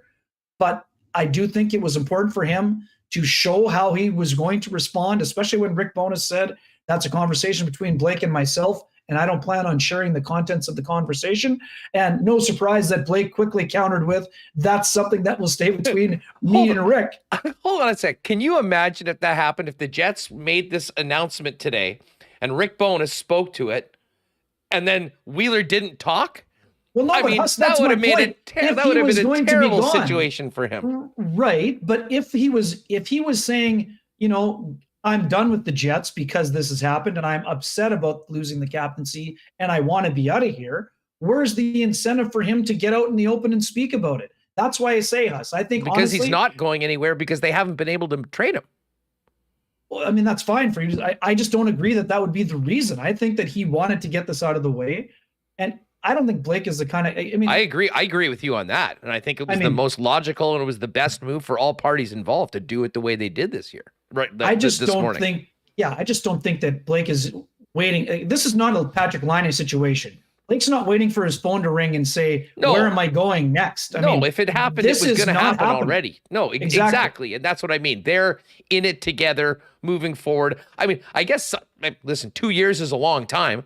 Things can change and maybe, with less time left on the contract, we'll see what happens. I think everything is up in the air. The bottom line is Wheeler is going to be in this lineup and an important player on this team, regardless of where he stands amongst the quote-unquote leadership group. But just as a player and as a teammate, as a member of this group, considering what's happened today, where do you think that leaves Blake? I think it leaves Blake where Blake is going to be. I mean, Blake's going to be a top 6 forward on the Winnipeg Jets until there's somebody better to be used ahead of him. Blake's a guy who's not, I don't think he's a raw guy in the room. I think he speaks when it feels it's necessary. And I think he'll continue to speak when it's necessary. Whether that means doing it less frequently, that I can't know us. I'm not in the room assessing when the conversations are happening. But what we know from other guys when they speak about it, Blake's not a guy that makes a whole lot of speeches. He said it himself, and his teammates have also said it. But I mean, Blake knows how a team should run, and he knows when things are going well. Will there be an adjustment period, and could there be a little awkwardness? Are there going to be times where Blake bites his tongue? I mean, I just don't see Blake as that kind of person who's going to be biting his tongue. If something needs to be said, he's going to say it. I mean, that's the way he's kind of been raised as a player. So, well, let me rephrase it. Let me rephrase it. Can this be a good thing for Wheeler? Because I think that you asked him about, or I believe it was you that asked him about as the burden at some point. Absolutely. If he knows he's going to be here, and the bottom line is, if everyone around him is having a little bit more fun, is a little bit more engaged, feels more a part of the team, his role might be a little different. But I really do think that if the atmosphere around the team is better, if the team itself does better, I think that's going to be, I think we might see a Blake Wheeler at times next year that is looks and plays like there is a bit of a weight off his shoulders. And to be honest, Ken, the way this team, there hasn't been many significant changes up front. The Winnipeg Jets need the best possible Blake Wheeler this year. And for anyone that thinks he's going to go down to a very secondary role, you're not reading the depth chart very well. They need Wheeler to be a big part of this team going forward. And I think that doing this early, getting through camp, having some time for everything to settle, by the time we get to the start of the season, this won't be a huge topic. We'll have probably talked about it enough. I wouldn't be surprised if this ends up being something that is kind of liberating for Blake. Yeah, it's a good point, Hassan. I was wondering that same thing as, before going into the conversation, then during. And at one point, I actually was wondering about asking him about that. But his answer to my question about the burden gave us the answer. Yeah. Yes, it had been bothering him. And it had been something that was wearing on him and stressing him out. And I do agree with you to a degree. I don't think it impeded his level of play by any stretch of the imagination. But I do feel like there can be a weight lifted off Blake's shoulders. And he can not have to worry about, putting his arm around a young player. I think he'll still give the guy a tap on the shin pads. But in terms of how he needs to act around players or, maybe his wording and conversations, I think this is great for Blake in that he can just go out and play hockey. I mean, you know what Blake Wheeler enjoys doing, Huss? Playing hockey. And you know what we haven't seen from Blake Wheeler in the last 2 or 3 years? We haven't seen Blake enjoying hockey nearly enough. We've talked about that a lot. You saw some of that joy around his 1,000th game, Huss. But for the most part, Blake hasn't had a big smile on his face. And again, this is not a guy would be under the happy-go-lucky category in terms of how he carries himself. He's a guy that has his game face on, I would say, almost 24/7. But that's okay. That works for him. But I do think that his joy level, to borrow the Claude Noel phrase, I think his joy level is going to be higher. I think he's going to enjoy the game more. We joke about it, whatever the responsibility of speaking to the media. Blake is an incredibly articulate person when he chooses to be. He also sometimes feels like a lot of his interviews feel like an interrogation to him in terms of how the reaction and the responses can be. So Blake's a super smart guy. I think fans and even media will not be better off not hearing from Blake Wheeler as often. But do I think it will help him feel better about his own game? I mean, I don't think he was impacted by having to talk to the media.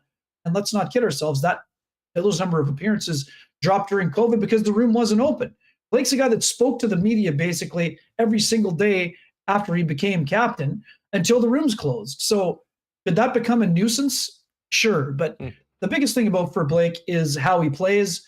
And everyone's been talking about Father Time. When is Father Time going to catch up to Blake?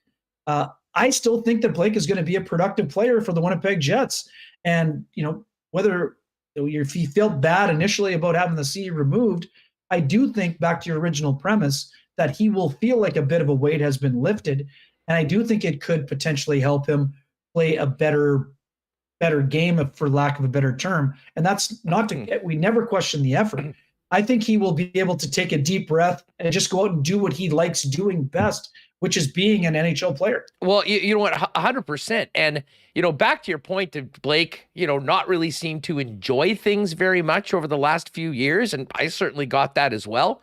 I think that was a real problem for the team because under Paul Maurice, and even I think for the most part, although that may have changed somewhat during Dave Lowry, I mean, he was the tone setter for this team. And if that's the tone for everyone else, sometimes, and Rick Bowness sort of got to this, Ken, he doesn't want guys to dread coming to practice, to doing videos. I mean, he wants to build a team, and they've talked a lot about how close-knit this group is. Well, you want a group that actually is that loves being together and that is enjoying themselves. And listen, part of it was the results last year, but I think also part of it was the tone that was set by Blake. And you know what? Even Blake himself, I think if that tone changes and the atmosphere is a little different, I think that might bring out a guy that enjoys being a Winnipeg Jet and being part of this a little bit more, even though it might be a bit of a blow to the pride today, having to have this conversation and know for the first time in whatever it is, 5 or 6 years, there won't be a C on his chest. Yeah, fair. And I would just quickly say this. I mean, people that are just blaming Blake for the Jets' lack of results last year, I don't think that's a fair, and you're not saying that. That's but crazy. Some people are. I don't think that's a fair assessment, but I do think that his joy level has dropped in the last couple of years. And naturally, when you're not having the same level of success as a team, it's going to drop. I thought that happened for everyone, no? Oh, agreed completely. But yeah, I think what you're getting at, Huss, is this. The Jets have a team with a bunch of players with big personalities.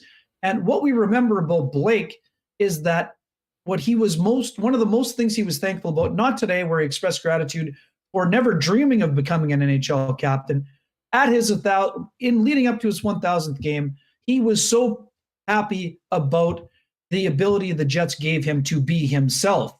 I think the Jets have a bunch of players that felt maybe they couldn't necessarily be their fully outgoing selves when Blake was the captain and he was setting that serious tone. So I agree with you, and I agree with Rick Bowness. The Jets need to get back to being a team that has fun. And obviously, winning makes it the most fun. But let's go back to 2018, Hudson. I know people hate doing that. The Jets had a lot of fun in 2018. They had guys like Buff that are having a good time around the rink, but they needed that balance between the seriousness and the fun. But they got to get back to that. I think that, they got a little bit too serious at times. They need to have a little bit more fun. But ultimately, Huss, winning makes hockey fun. So again, I don't think it's fair to say that it was only Blake Wheeler setting the tone, but of course the captain sets the tone. That's part of the job and the responsibility. And I do agree ultimately that Blake will enjoy the game more when he's not having to deal with some of the other responsibilities that come with being a captain. But that also doesn't mean that he's just going to ignore, all the other important things that got him named captain in the first place, most of which come by leading by example. And that is something that I expect he'll continue to do, no matter the fact that he's playing as a 36-year-old veteran forward with, some tread on the tires. But I think Blake still has a lot to give. I think he will give everything that he has. Yeah, well, I mean, listen, winning is fun, and they did a hell of a lot of winning in 17-18, and they did a lot of winning in the first half of 2018-19, and then the second half of that season, followed by a first-round playoff exit. That's when, the end of that season, that group being around them was as miserable for a good team as I think we've seen in a really long time. And, then the last 2 years, it's really hard to, I think, quantify the effects of everything else, COVID, just the way things went. But I'll say this, and disagree with me if you would like. Paul Maurice said as much, that he doesn't go around the dressing room very much. He said, this is his guy. It's his room. It's their room of that group. And that's sort of why I think that when things haven't been going bad, and that was a guy that is just so intense and driven, and very different from some of the other players. We heard him refer to things as a young team. I mean, there were some very different personalities in that room, and he was the guy. And I think that, this opportunity will give other players a chance to maybe get into that role and become more of a team. As far as that goes, who benefits from this the most? I mean, who are the guys in your mind that are ready and will take a bigger role, whether they're officially part of that leadership group at some point or just part of playing a bigger role and a bigger part of being the voices of the Winnipeg Jets and the empowerment as to how that might help them? Yeah, for me, Huss, it was already happening last year. I mean, we saw, Kyle Connor speaking more. I mean, Kyle is a very reserved individual. He, doesn't seek the spotlight ever. But I thought after some tough losses, Kyle Connor was very forthcoming last year, for lack of a better term. And it's not just Wheeler, Huss. I mean, Blake Wheeler will still be there, but Paul Stastny carried a big leadership burden. Andrew Kopp was a big part of the leadership group, even though he didn't wear a letter. So it's not just replacing Blake Wheeler's voice. It's having other young guys step into the role. I mean, Pierre-Luc Dubois is an interesting one because he took on a lot of leadership responsibilities last year. I don't see him necessarily wearing a letter this year because of the uncertainty about his future.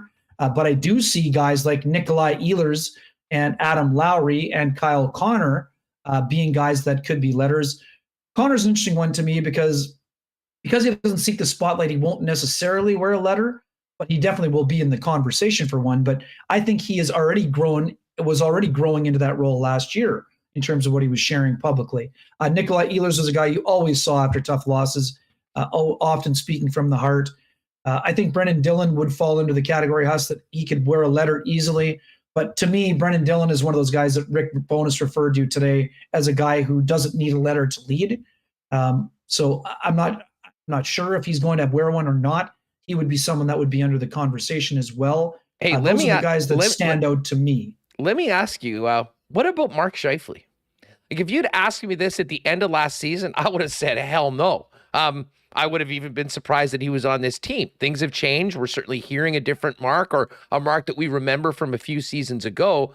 But he was always part of that group. They're talking about change. There certainly is uncertainty as to what happens with him in 2 years or maybe before. Where's Scheifele in all this? Yeah, I've said this to you before, Huss. I think Mark wants us to be his team. I think he shared some things within 32 Thoughts with Elliot and Jeff earlier this afternoon, and my colleague Luke Fox has written about it.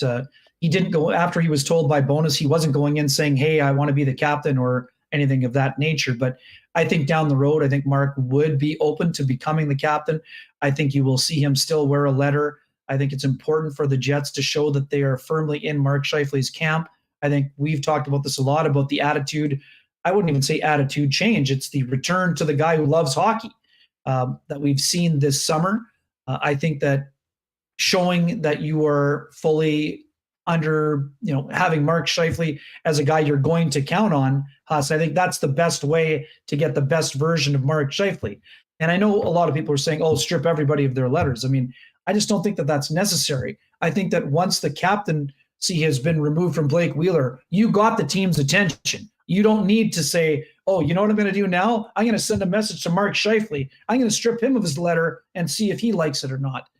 And again, I'm not saying this was done to send a message to Blake Wheeler, but you are definitely sending a message to the team that there's a new person in charge behind the bench by changing your leadership core to going to 4 alternates or whatever the number ends up being.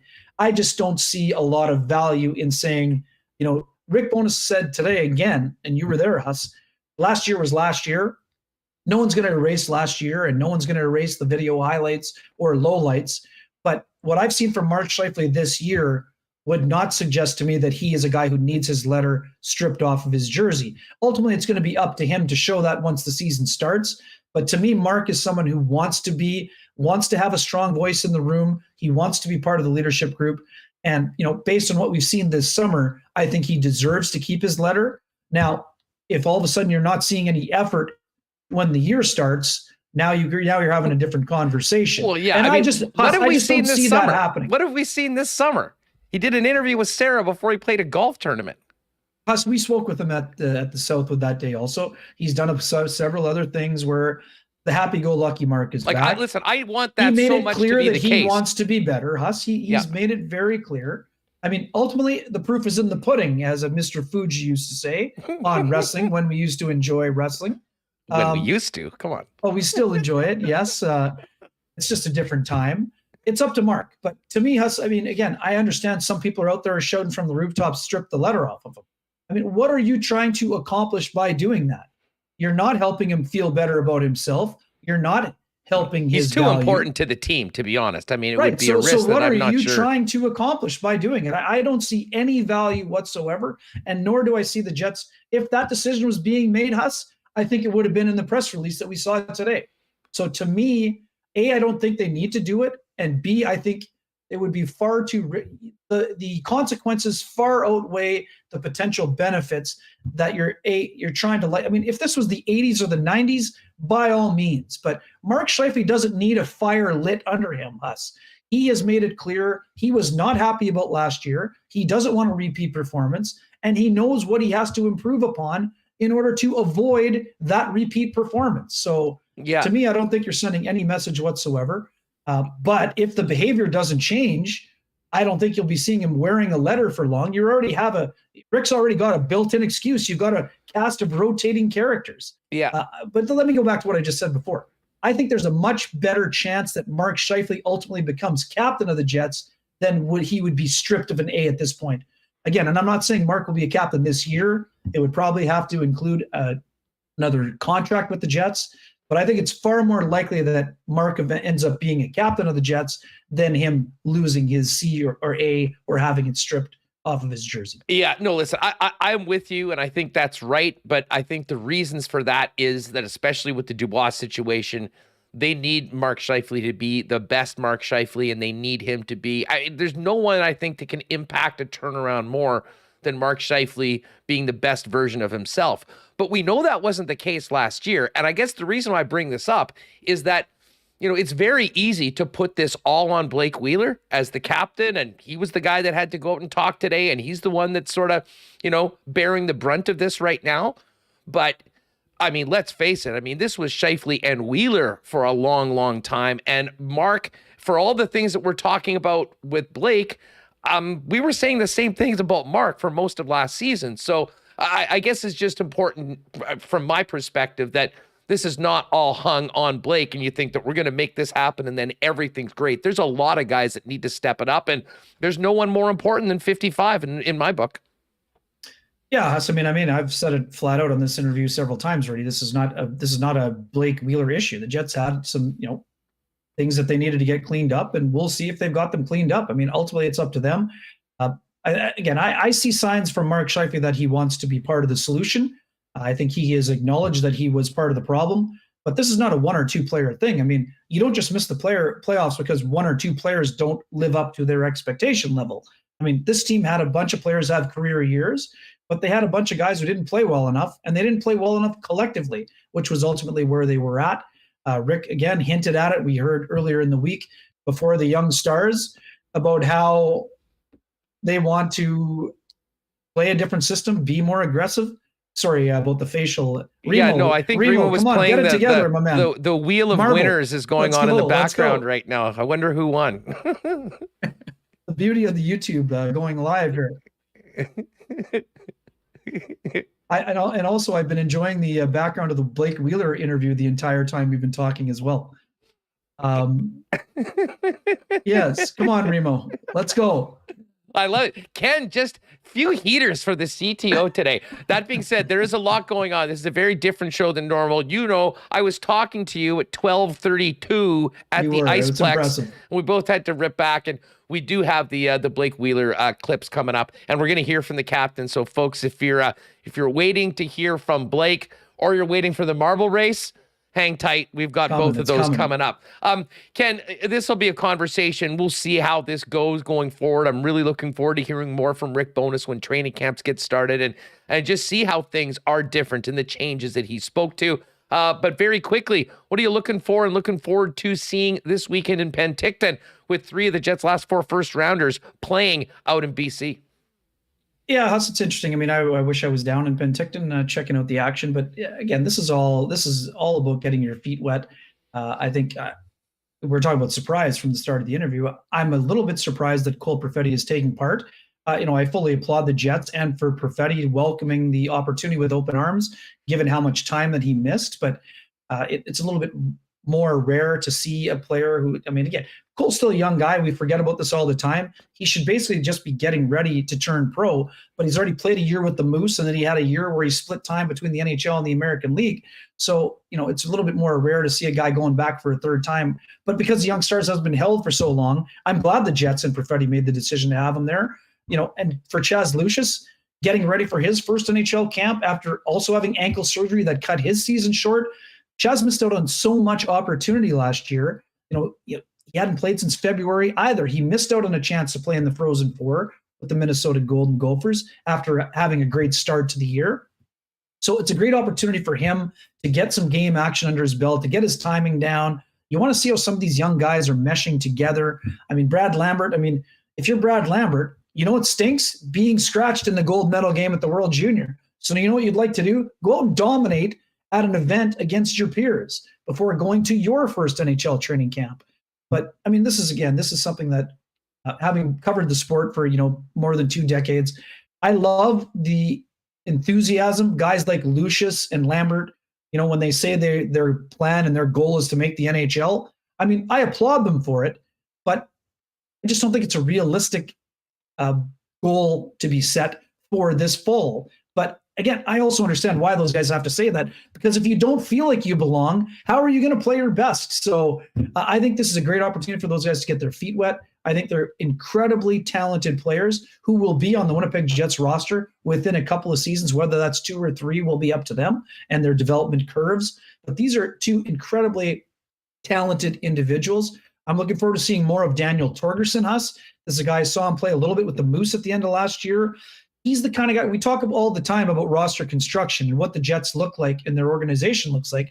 Torgerson is more of a bigger power forward, right? So he has an opportunity to bring an element, like Rutger McGroarty. Like, he's not as powerful necessarily, but there are other guys that are not just in the cookie cutter mold of, 6-foot skilled, fast players. They've got some other guys that you want to have a look at in the organization. And, they got some, I'm also intrigued by the Finnish goaltender that they signed to the 2-year entry-level deal. What's Arvid Holm going to look like in his, time coming over here this year? There's a lot of things that I'm curious about, but ultimately, let's chop these up for what they are. These are just sort of, these aren't what happens in the next 3 games at the prospects. We'll have, this is my friendly reminder to all folks on social media and otherwise, how guys play over the next 3 games will have 0 impact on one's ability to make the Winnipeg Jets either this year or next year, but it's an important time for them to get reps, especially for the guys who have missed significant time due to injury. And it's an important part of the process, because we remember the times. We remember at a development camp in the summer when Josh Morrissey first skated alongside Jacob Trouba, and you saw the future of a pairing that would eventually grow into the shutdown pairing. So I'm not saying these games are insignificant, What I am saying is that Mark Scheifele didn't make the Jets as an 18-year-old rookie because he had a hat trick in his first game at the Young Stars tournament. It helped him feel good about himself going into training camp, but it had zero bearing on his ability, A, to make the team, or B, to be sent back. But it's an important part of the process for these guys to feel good playing against their peers, and it helps them get a little bit of an introduction to the system they will be asked to play, whether that's for Mark Morrison with the Moose or eventually Rick Bowness. And I think that's why, I mean, it's to me, it's a great event, Huss. I wish I was there. Covering it in person. You just want to golf. You want to do the BC golf tour after the Manitoba golf tour all summer. Hey, I've got enough golf in, but yes, there are some beautiful courses around there. But it's fun to see. You start to see. This is where you see the personalities. Us at the NHL draft. You've been there too enough yourself. Everyone's happy to be here, thrilled to be drafted. All of those things. How do they fit in? What kind of summer of training did they have? Did they add weight? Did they add too much weight? Did they grow a couple inches? Now you get a sense. We always hear from Mark Hillier, the Jets draft guys with incredible hockey sense. Well, what does that hockey sense look like in a game situation against your peers? Not against NHLers, but mostly against guys you have been or would be competing against. Now, again, the other thing too, I was talking about this with the other day on the golf course with someone, shockingly. It's also interesting because in one of these events, Connor McDavid got smoked by Jake Virtanen on like his third shift of the event, didn't play again for the rest of the event, and then went to his first NHL training camp. I mean, so sometimes strange things happen. And the other strange thing, or the odd thing that you have to keep an eye on, is that you got a bunch of guys on tryout contracts who are looking to make a name for themselves. And I'm not saying it's not like the old days where guys are looking to fight everyone or whatever. But if you're a guy who's never been drafted and you have a chance to line up Connor McDavid or somebody who's skilled and in another organization, you're going to take that shot at a guy. So it's one of those things where we always talk about guys getting their timing back. Like if you're Cole Perfetti, I'm not saying he should be scared or worried, but you got to have your head in a swivel because you got to be ready. Got to be ready to go. This is live bullets. You're not playing summer hockey, and you can't, if you got your head down accidentally because you think you've been playing summer hockey for the last 3 months, holy smoke, somebody's going to barrel. And I don't mean this specific to Perfetti. It's specific to all players who are on the ice, because it's not just guys that are bonus babies or first rounders trying to get their timing down in a hit-free setting. So, I mean, it's always interesting to see which guys are those guys and which guys, go out, folks will not remember Axel Bloomquist, but this is a guy that went to an event and got signed by the Winnipeg Jets to an ELC deal. So guys are looking to prove themselves and make a name for themselves and all those things. So you're always on the lookout for guys of that nature. But for Perfetti, it's important, I think, after not going to the World Junior, to get some of those live bullets before he gets to training camp, where he will be leaned on heavily in a top 6 role, at least as far as we can see. Yeah, well, listen, it'll give something Jet fans to appetize themselves with before things get going next week. And obviously, it's been a very interesting day. I know you and Sean will have more for Sportsnet a little later on today. Ken, thanks so much for doing this, and have a great weekend. Always a pleasure, Huss. Enjoy the Hall of Fame game. I mean, I didn't have to deal with Dave Ritchie as a coach, but I know he was one of the more entertaining fellows that wore the headset for the Winnipeg Blue Bombers. A big moment for him, and should be a fun game in Hamilton there this weekend as well. By the way, kudos on the Axel Blomqvist reference. I did not think we'd get one of those in the show today. That was amazing. Have a good weekend, dude. We appreciate your time. Cheers, my friend. Have a great weekend as well. All right, there's Ken Wiebe. All right, folks, still to come. We do have the marble race. You have to be subscribed to win. So if you haven't already, make sure you've hit that red subscribe button. Entries will open in a couple minutes. But first, we want to hear from Jets former captain now, Blake Wheeler, who spoke earlier today. Just as we do that, a big shout out to our friends at the Nick and Nicky DQ group. We had Nick on with a Burger Week segment earlier on, but I'll tell you what, 7 days a week, the stack burgers at DQ are on real chicken fingers and all sorts of great food on the go. But the real star of the show was the ice cream treats, including the world famous Blizzard, great summer flavors in now, and of course, DQ ice cream cakes, which you can also order on Instagram at DQ Manitoba. Nick and Nicky DQ Niverville. By the way, shout out to the new Niverville MJHL team getting going this weekend. We'll hit on that next week. DQ Northgate, DQ Polo Park, and DQ St. Anne's. And hey, the weekend is here. Bomber game tomorrow. You know what goes great with football? Beer. And of course, our favorite beer is Little Brown Jugs. 1919 and all the other great Little Brown Jug offerings. And we can also tell you, also got a great event coming up at Little Brown Jug soon. We've got the Nuit Blanche. Little Brown Jug hosts the party for Nuit Blanche. If you haven't been to one of their past Nuit Blanche parties, you're missing out. On September 24th, they're closing down the street and hosting a night that is a true celebration of art in our city.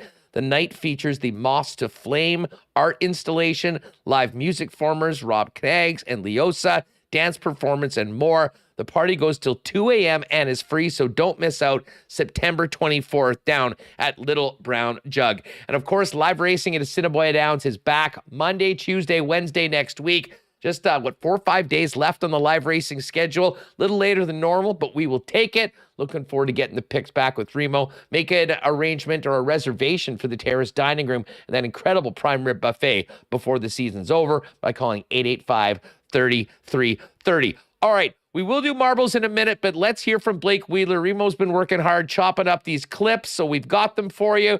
We're going to start it off. I'm just going to get these in front because I know we've got a whole whack load of them. We'll just go with 10 and kind of go through some of these Wheeler clips. The first one, Blake Wheeler was basically asked about his reaction to the announcement today and the move to a group leadership committee and no captain to start the season. There was some surprise, I think, having kind of your first conversation with a new coach was surprising, but I've had time to let it sink in. So he gave me a little headway. So it's I had time to process it. What was the conversation like, and how much time have you had? It's between me and Rick.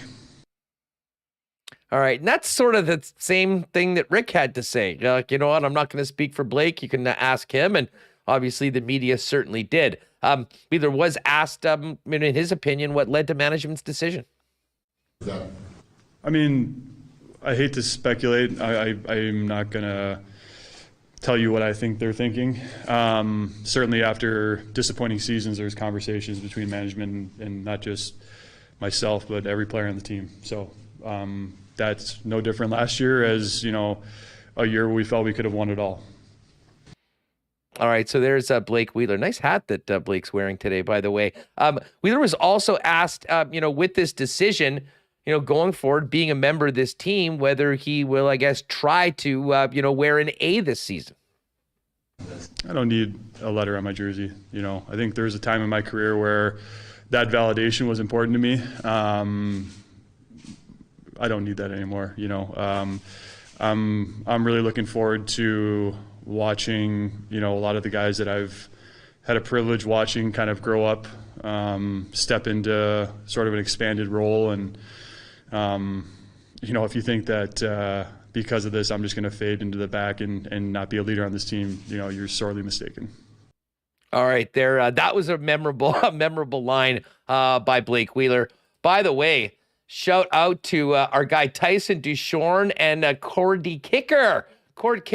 Thanks so much for being members of the chat. You can find out more about that, folks. $2 a month just helps us do what we do here at Winnipeg Sports Talk. Another way to support what we're doing in our new home. Thanks a lot, fellas. Very much appreciated. All right, continuing with these clips from Blake Wheeler. Let's get to Ken asked, and we talked about this a couple times. This is how it sounded from the presser. Ken asked Blake, at times if the captaincy was a burden for him. Burden at all, like wearing the season this March? Yeah. How so? Well, there's nothing in my life I've taken more pride in than that, outside of, being a husband and being a father. Every day since I was named captain, that's what's gotten me out of bed. How can I be a better, teammate? How can I be a better leader? How can I be a better player on the ice for this city and for this team and this organization? At a certain point, that can wear thin on you, but I'm incredibly grateful that, I've had this opportunity. That's how I feel. All right. There was some interesting questions and certain as you see, I don't think this was an easy back and forth for Blake Wheeler, and probably not a conversation with the media was looking forward to. And he was asked and spoke to, the emotions of having the C removed from him after a long stretch as the captain of the Winnipeg Jets. I just couldn't be more grateful that I've had that opportunity. I mean, never in my wildest dreams as a young player growing up, I mean, that I never thought I'd be in that fraternity of being a captain of an NHL team. So, like I said, it's what's given me so much joy and just, gotten me out of bed and given me a lot of drive for this organization in this city. And like I said, I mean, I look back and I'm just grateful that I've had that opportunity. That's how I feel. All right. There was a gracious Blake Wheeler talking about, his time as captain. Now, one of the things that it took a little while to get to, but you knew would come up, would be the speculation and the rumors that both the Winnipeg Jets and Blake Wheeler were on board with, potentially a move in the offseason. Of course, that did not happen. Here's Wheeler on the summer trade rumors revolving him. I think, when you have a down season, you're going to have those conversations. And, I've been here 11 years and you'd be crazy not to look in the mirror at yourself and then also look at, an 11-year relationship and say, is this still in our best interest, going forward? And ultimately we made the determination that, it is, so here I am. So that's not on the table then at this point? Not as far as I'm concerned, or as far as I'm aware. I'm not sure if, I can't give you a straight answer on that because ultimately I don't make those decisions. But I'm here and I'm committed to this team and I'm motivated to have a great season.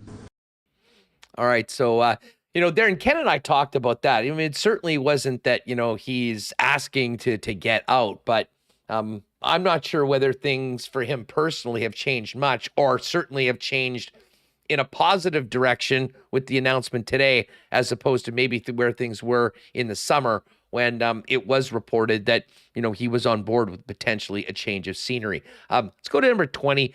Now it's looking ahead to camp, to getting this group together under Rick Bowness. And Blake was asked on just how different he expects this camp to be going into this season beginning next week. I think everyone's looking forward to it and we don't really know what to expect. You have a new coaching staff and there's some new, there's going to be some changes to how we play and some, learning in training camp. But the vibe on our team is, I think we got a group of guys with a chip on their shoulder and you can see kind of a fire in our room right now. So it's been, I mean, we've even made a couple of comments today from guys that haven't been here, just, how, the week before camp, it's typically just kind of go out there and play shinny hockey, but, there seems to be some motivation in our group this year. So it's going to be an exciting camp to be a part of. All right, one more from the captain. I think this is or from the former captain now. Jeez, that's going to get hard to change after saying nonstop for the better part of a long time here in Winnipeg. But we sort of finished it off because, Blake, as much as I think it was difficult and there was a few hard answers to some hard questions, he did circle back again to the gratitude that he's felt for the opportunity to be a part of this organization and to be a captain in the National Hockey League for the Winnipeg Jets. Yeah, just, to be singled out by, an NHL organization to, be the captain, to do it in a Canadian market, to, ultimately, we've had years where we were contenders to win a Stanley Cup, and leadership is something that I don't know about naturally or not, but I put a lot of work into it and I take a lot of pride in it, and I'm continuing to learn, and this doesn't stop that process. I've done a lot of work on it this summer alone, and I just I'm excited to continue to grow in that role, regardless of being singled out or not. So like I said, to have the type of run I've had here in Winnipeg and to ultimately be the leader of an NHL franchise, those things don't just happen. So I feel pretty lucky to have him been a part of my career. All right, and that's how things ended with Blake Wheeler, who met the media earlier today. Remo and I were both down there and made a quick run back to get things fired up for 1 o'clock from the Iceplex here on Winnipeg Sports Talk. Shout out to Ezzy from IC, who's here. Ez, you're my guy, and Doobie as well. Everyone here, hang tight. Marbles are coming up. Wouldn't it be something if Ez popped in the afternoon and took it down? That's coming up in just a minute. Did want to play 2 more clips, though, from Rick Bowness that we didn't get a chance to play before Ken came on. And there was an interesting exchange where Rick was talking about this has happened before and compared what's happening right now with the Winnipeg Jets to a change in Vancouver when they took the C away from Roberto Luongo and gave it to Henrik Sedin. I was in Vancouver. We went from Louis to Hank, right? So we've been there, but the difference there is that we were an established coaching staff, and we knew the players, and we knew Hank was ready. We have a whole new staff. We don't know our players very well. Yeah, we can talk to them on the phone and everything else. We don't know them. We don't know their daily habits. We don't know their practice habits. So we have to learn those things, and that's why the change. Like, give us a chance as a coaching staff to come in here and get to know our players, get to watch their habits, help them grow. You've got, again, so when we did that in Vancouver with Louis and Hank, it was, okay, we're an established, we know all our players, Hank's the guy. Well, we don't. So give us a chance to get to know the players a little better. All right. And that was interesting because Bowness, I think, reminding everybody that, I know we all want all the answers right now. He doesn't have the answers yet because they haven't even got going. But it will be very interesting to see how things develop through training camp, through the preseason, and obviously early in the year when the Winnipeg Jets are back on the ice. One more, though, from Bowness. And he talked about the qualities that he's looking for in players and in leaders on the Winnipeg Jets. Listen, I've always, since I've got into coaching, I've always wanted my players to come to the rink happy to be there, excited to be there, and come to the rink and work hard with a great attitude. And that's what we want to see from all our players. We are so fortunate to have the lifestyle that we have, to be in the National Hockey League every day. It's a blessing. And I never want our players to come to the rink. It's just, it's another day, it's another practice, it's another video. I never want that. So it's important for us to get to know the players and create that atmosphere so that we know, okay, this guy needs a little work. We gotta pump him up a little bit, or this guy let's calm him down a little bit because he's over exuberant, right? So again, we need training camp, the coaches, to sort this all out, and we will.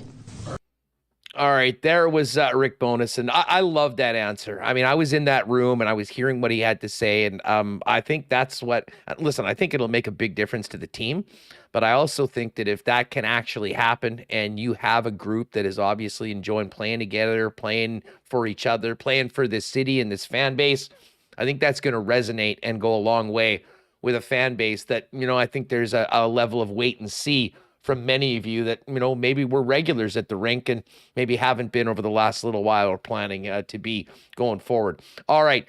This has been a wild show. For those of you that are not normally around, you came at the right time because obviously we've heard from Blake Wheeler. We heard from Rick Bowness, some great stuff from Ted as well as Ken.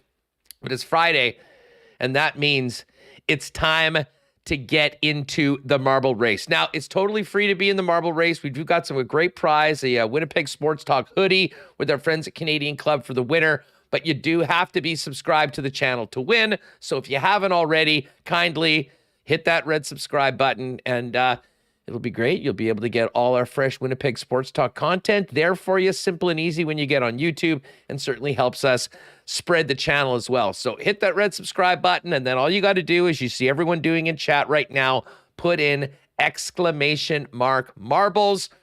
We'll quickly take a look at the Coolbet lines, and then we'll fire up the marble race. And if you haven't seen it before, make sure to stick around. It's a heck of a lot of fun. The most popular thing we do on the show each and every week. All right, while you all enter for the marble race, let's take a quick look at our Coolbet lines for today. By the way, I know I've already had a few people ask, where's the lock shop today? Normally we do it at noon before the show. Could not do that today because we were down at the Iceplex. Dusty and I'll fire it up, I think 5 o'clock Winnipeg time. So keep an eye to our socials. We'll have our week 2 NFL picks for Sunday against the spread. And of course, the podcast will be open a little later on. So search Lock Shop wherever you get your podcasts and give us a sub over there too. 3 CFL games this weekend. Tonight, the game that Dustin will be calling after we finish our Lock Shop duties is the Edmonton Elks at the Saskatchewan Roughriders. The Riders now a 7-point favorite in tonight's game and minus 323 on the money line. The Bombers, 7.5-point favorites in Hamilton tomorrow against the TiCats. As we heard from Ted Wyman, Dane Evans will be back, and that at least gives the Tiger Cats a fighting chance because the 2 dudes that went in at quarterback last week were not ready by any stretch of the imagination, and that led to that ugly, ugly afternoon at Tim Hortons Field for the hometown fans. And the final game tomorrow, big one, game of the week, BC at Calgary. Vernon Adams Jr. in for the British Columbia Lions, and Jake Mayer continues to sling it after taking over for Bo Levi Mitchell. And as far as the National Football League goes, there's one 2-0 team in the league. They're off this weekend. Chiefs after that crazy win last night against the Chargers. Can't believe we didn't have much time to talk about that today, but it was a wild one, a great game. We've got Miami and the Ravens, one of the top games this week. Ravens 3.5-point favorites. Tampa Bay and the Saints. Tampa's 2.5-point favorites on the road.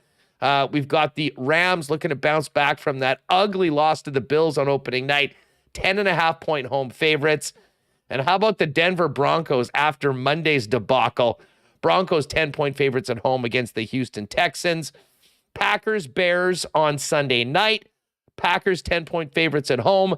And then a doubleheader on Monday. Tennessee and the Bills, followed by the Vikings and the Philadelphia Eagles. All the odds up there at Coolbet. And if you haven't played at Coolbet before, use the promo code WST. And you'll get a 100% deposit, a bonus on your first deposit, up to $200. And again, tune into the Lock Shop later on for more talk about all of these National Football League games. Rima, we're packed. This could be one of the biggest marble races ever by my calculations. Yeah, how many people are in here? I gotta load it up. Holy crap! You might be right. 200 people. Wow, okay. This is officially the biggest marble race of all time in Winnipeg sports talk history. I think and so. That's good news. Yeah, let me get all the names ready. Can I close it now? Okay, last call, everybody. 2 things we didn't really touch on. One, the Jets announcing Canada Life as the jersey sponsor. You know, once earlier this week, I saw Montreal had a jersey sponsor, RBC. I was like, well, if Montreal has one, I mean, the most iconic jersey in the history of the league, well, you have to think the Jets are for sure going with one. And Shifley was at the player showcase in Vegas and didn't have it. Yeah. And so you thought maybe they didn't, but they announced today it is Canada Life. They already have Canada Life on the practice jerseys. They're the sponsor of the arena. I think we had said it was going to be Bell. I don't know if they're still on the helmets or not, or Canada Life.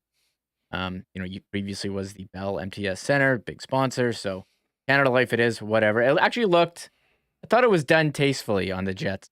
I'll have it on our Instagram. Yeah, it pops off the jersey. I mean, it, like the RBC one on the Habs, is sort of a lot more visible than maybe some of the other ones that, maintain the same color as the jersey. But hey, Canada Life, massive company, headquartered here in Winnipeg, supporting the club. Good. I mean, from the sounds of it, they need it right now. And hopefully some more folks might maybe reconsider decisions not to go to games or not to have their season tickets or not to be a part. I mean, I think it's obviously important to the city and the team going forward to have support of the fans. But I think we all realize as well there's some work to be done moving in to maybe bring back some folks that have been lost over the last few years. That being said, I got my seats. I cannot wait to get to the games this year and see what Bones can do in turning this thing around. And obviously today was a big, big part of that. All right, so last call. We've got we think now we do need to think about who else are we putting into the lineup? Geez. I mean, Bones is definitely getting a marble today. And I think for all that service as the captain of the Winnipeg Jets, Blake Wheeler's definitely getting a marble today. Imagine if we won, you'd have to hand deliver it to him. you know what? I'd happy to do this. And I say that in sincerity. I'm not even joking. I mean, this is a guy that when we look back at this era of Winnipeg Jets hockey is going to be, synonymous with this entire decade. And listen, I think that the end of the captaincy was not the way Blake was hoping for it to end. But I for one, listen, there's been some ups and downs, but I'm appreciative of everything that he's done for this team as the captain, and certainly hope that this can be maybe a bit of a liberating feeling for him, and he can go out and have a great season, because this team absolutely needs Blake Wheeler, as well as all the guys in the top 6 in particular, but the entire club, to take a step forward this year. And we certainly know that he can still play at a high level. Jackson Jeffcoat also getting in, and I can't remember his dog's name, but maybe we just put Jackson Jeffcoat and dogs. Well, it's Nala and T'Challa. And T'Challa. I knew Nala was from Lion King. That I knew, because I've been watching a lot of that lately. And first of all, I agree with everything you said about Wheeler. I mean, the guy had an incredible streak of playing just about every game in a season, never missed a game, played hard every shift. I loved watching him, in previous years, burning down the wing. I mean, for a big guy, he was a big guy, but had the speed of a skinny guy in ice hockey. You know what I'm saying? He was like a fat guy with skinny guy speed and hands. Because I love referencing Nintendo ice hockey. Indeed you do. But what was I saying? Nala. Oh yeah, T'Challa is from Black Panther, which I've never seen. So. Oh, cool. Well, anyways, you can put Nala and T'Challa in. We're putting Blake Wheeler in. Bones is in. Jackson Jeffcoat is in. And let's put Ted and Ken in for guesting on today's program. Sure. Oh wait, let me close the entries. We just listed off all these names, and I was like, yeah, and I'm not writing them down. I'm like, no. Hold on, let me close the entries. Okay, entries are closed. And by the way, thank you very much to Travis for the super chat. Appreciate you. And Adam Priest, thanks for being a supporter of WST. Very nice of you. And I guess I should have done this before, because I meant that I think we have sort of mentioned this, but a big thanks to people like Tikona Pauly and Phyllis and Waiters and Justin Fung that have the red microphones, and I believe the red mics, being that people have been supporters for over 6 months. So yes, shout out to you old schoolers, the people that have been with us for so long, but there's plenty of room for more. You can see that right on the YouTube page if you'd like to become a member. Get some special emotes. You can drop hairs, quaffs in the chat when Brandon Rewicki comes on, or water bottles when Ken comes on. A lot of fun. And bottom line, make sure you're subscribed to the channel. If you're new around here, it certainly helps us grow it. And we'd love to see you joining us on the reg, live every day, 1 p.m. Central, here on Winnipeg Sports Talk. What about your former back lane toilet? No, that's I'm trying to forget about that. And if you want to know the reference to the toilet, I think Tuesday's show at the end. Sorry, I didn't want to trigger you. You've been through a lot. That trip to the dump scarred you for a long time, the entire ordeal. So, but we are back to business. So we've got that in. I wouldn't mind maybe throwing Patrick Mahomes in as the 2-0, folks. Man, what a game last night. I felt bad for Justin Herbert. Like, why was he out there? He was clearly hurting really bad. But it's week 2. But also, we said on the show yesterday, Josh Palmer touchdown. Thank you, Justin Herbert, for staying in there, and we did hit that one. Yeah, Dusty was pumped because he gave that out. I was pissed, though, because that was a crazy backdoor cover for the Chargers. That being said, I lost on the under and the Chiefs, but I didn't care because the most important result was the win. And it was a wild. That Charger defense is legit. They gave Mahomes and the Chiefs offensive line, which is pretty good, fits all night. But he came up big, and then Watson with the 99-yard pick six.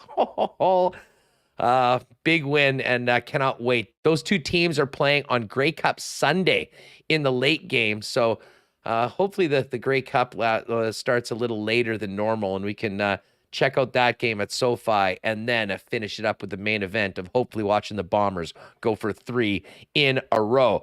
All right. I hope you're all subscribed to the channel if you weren't already. I hope you've all put in !marbles. because we're just about ready to get it going. But what a treat. My favorite part of the entire weekend, or the week, finishing off with the marble race. But before we marble race, Tristan Rivers, the muse of the Winnipeg sports community, will bring us the theme song for the Friday marble race. It's Friday! Another week of work's gone by. You deserve to treat yourself. Maybe an ice cream cake or a bottle of wine. Before the whole day, so last you can't deny. Why use effort even for the pleasure? You might like to try. It's time to do a marble race. Now it's just separate better to the worst. Marble race. Just play marbles with the punctuation first. Marble race. Don't spare you with surprise. Marble race. You're right for it's too late. Set go. All right, and as Justin Fung said, all work and productivity stops in the city of Winnipeg when the marble race song comes on. Well over 200 marbles, a record turnout for the Friday marble race, coming off the big news today in Winnipeg Jets land. Remo, make sure we've got the right list of players in, first of all. Where do we want to go to today? This is such a big one. Do we want to go to one we've done before just to Yes. make sure that it's good? Yeah, like, do you want to do the dojo? I have Cosmic Chaos in too. What else is in there? I want Laboratory, Factory are always winners. Yeah. What about the Factory 2? The Factory 2 there. That's a bit of a longer one. I think, Sure. with the amount of people in here, I think this is a perfect course. Sure, Factory to hurry it up. One thing we didn't talk about, Mark Chipman's letter to, I guess, people trying to I get... kind of mentioned that already today. We talked about it a bit. I mean, I guess we can get into it more Monday, but... Yeah, definitely. That'll be a big part of going into Fan Fest, going into training camp. But certainly the Winnipeg Jets, hoping that, folks will reconsider and come back and support this club. The energy of that building, I mean, everything about it is better when the place is full, certainly for the organization, but also for the fan base, and hopefully that will happen. But we've talked a lot of Jets today. Now it's marbles time. What was the final total? 215? 215. I added in Nala and T'Challa Jeffcoat.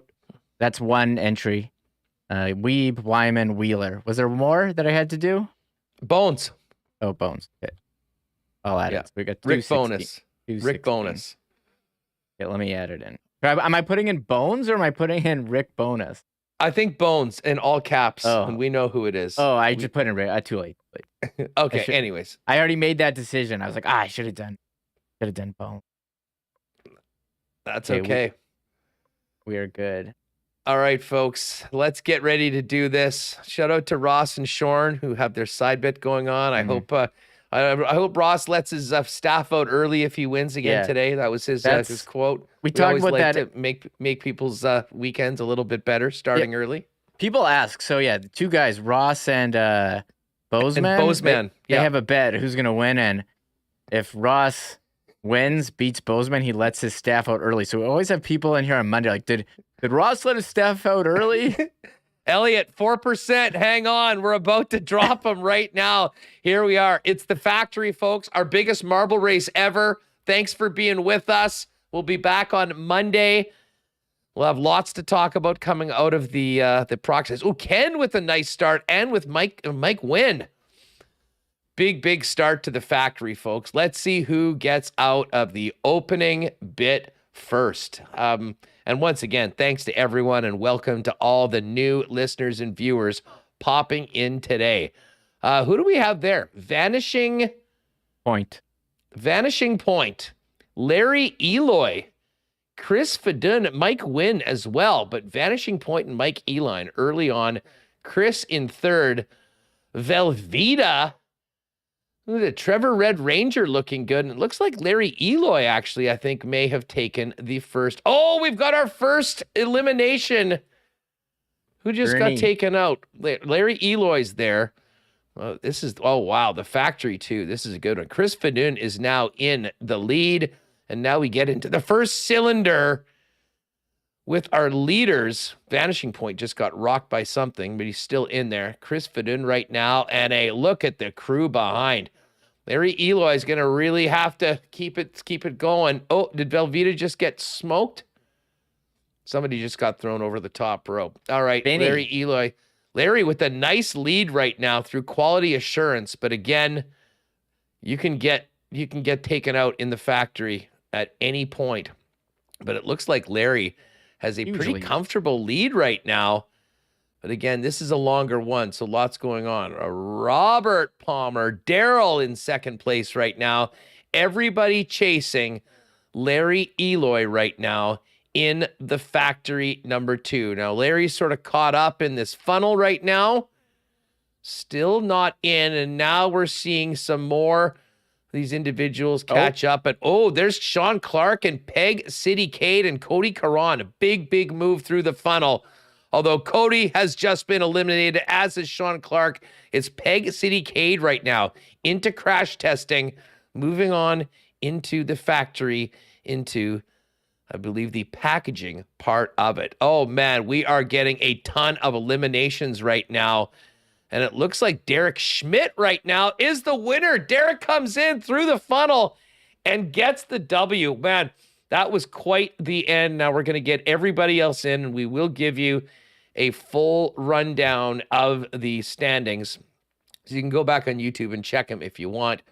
But our official winner is Derek Schmidt, who just had a nice win over the Peg City dude right at the end. iHeart Gaming, and whose line is number 2. BG finishes 3rd. B Henderson 4th. Peg City Dude ends up in 5th after having a very good chance to win a little earlier. Milt Olfert at 6. Lori Loving Life. Evan Hunter. Dia. Oh my God. I think that might be Shoren's Bozeman's wife. If she's in, she's like, I hear them talking about it nonstop. I've got to get in on this. A top 10 finish for Dea. Pretty impressive. Still a few more eliminations happening as we get the final ones. Instant Noodles popping in. I see MC Stormy, Rob Kane, Brycer, Dave the Fantasy. Dave just won a couple weeks ago. Now he could very well get burned. Oh, and there's Elliot, who at this point probably has 1% left on his phone. Free Oleg. Free Oleg's back too. Although, there you go. Those guys all got burned. Derek Schmidt, congratulations. You're our winner. Derek, we've got most of the sizes outside of XX, but we are working on more. But send us an email, Derek, at winnipegsportstalk@gmail.com. I'll get in touch with you, and we'll get you hooked up with the hoodie if we've got your size right now. If not, we'll get you on the list and hook you up as soon as we get more in. Man, this has been a great show today. Huge numbers, and not surprised with the big news today from the Winnipeg Jets. Cannot thank you enough for all being a part of this show today. Again, if you can, tell a friend about Winnipeg Sports Talk. Let them know where they can find us. Subscribe on podcast and subscribe right here on the YouTube channel. We'll be back on Monday. This is an interesting read. We didn't really talk about this, but I believe the game is happening at that same time. So I don't know whether we maybe want to think about starting a little bit early.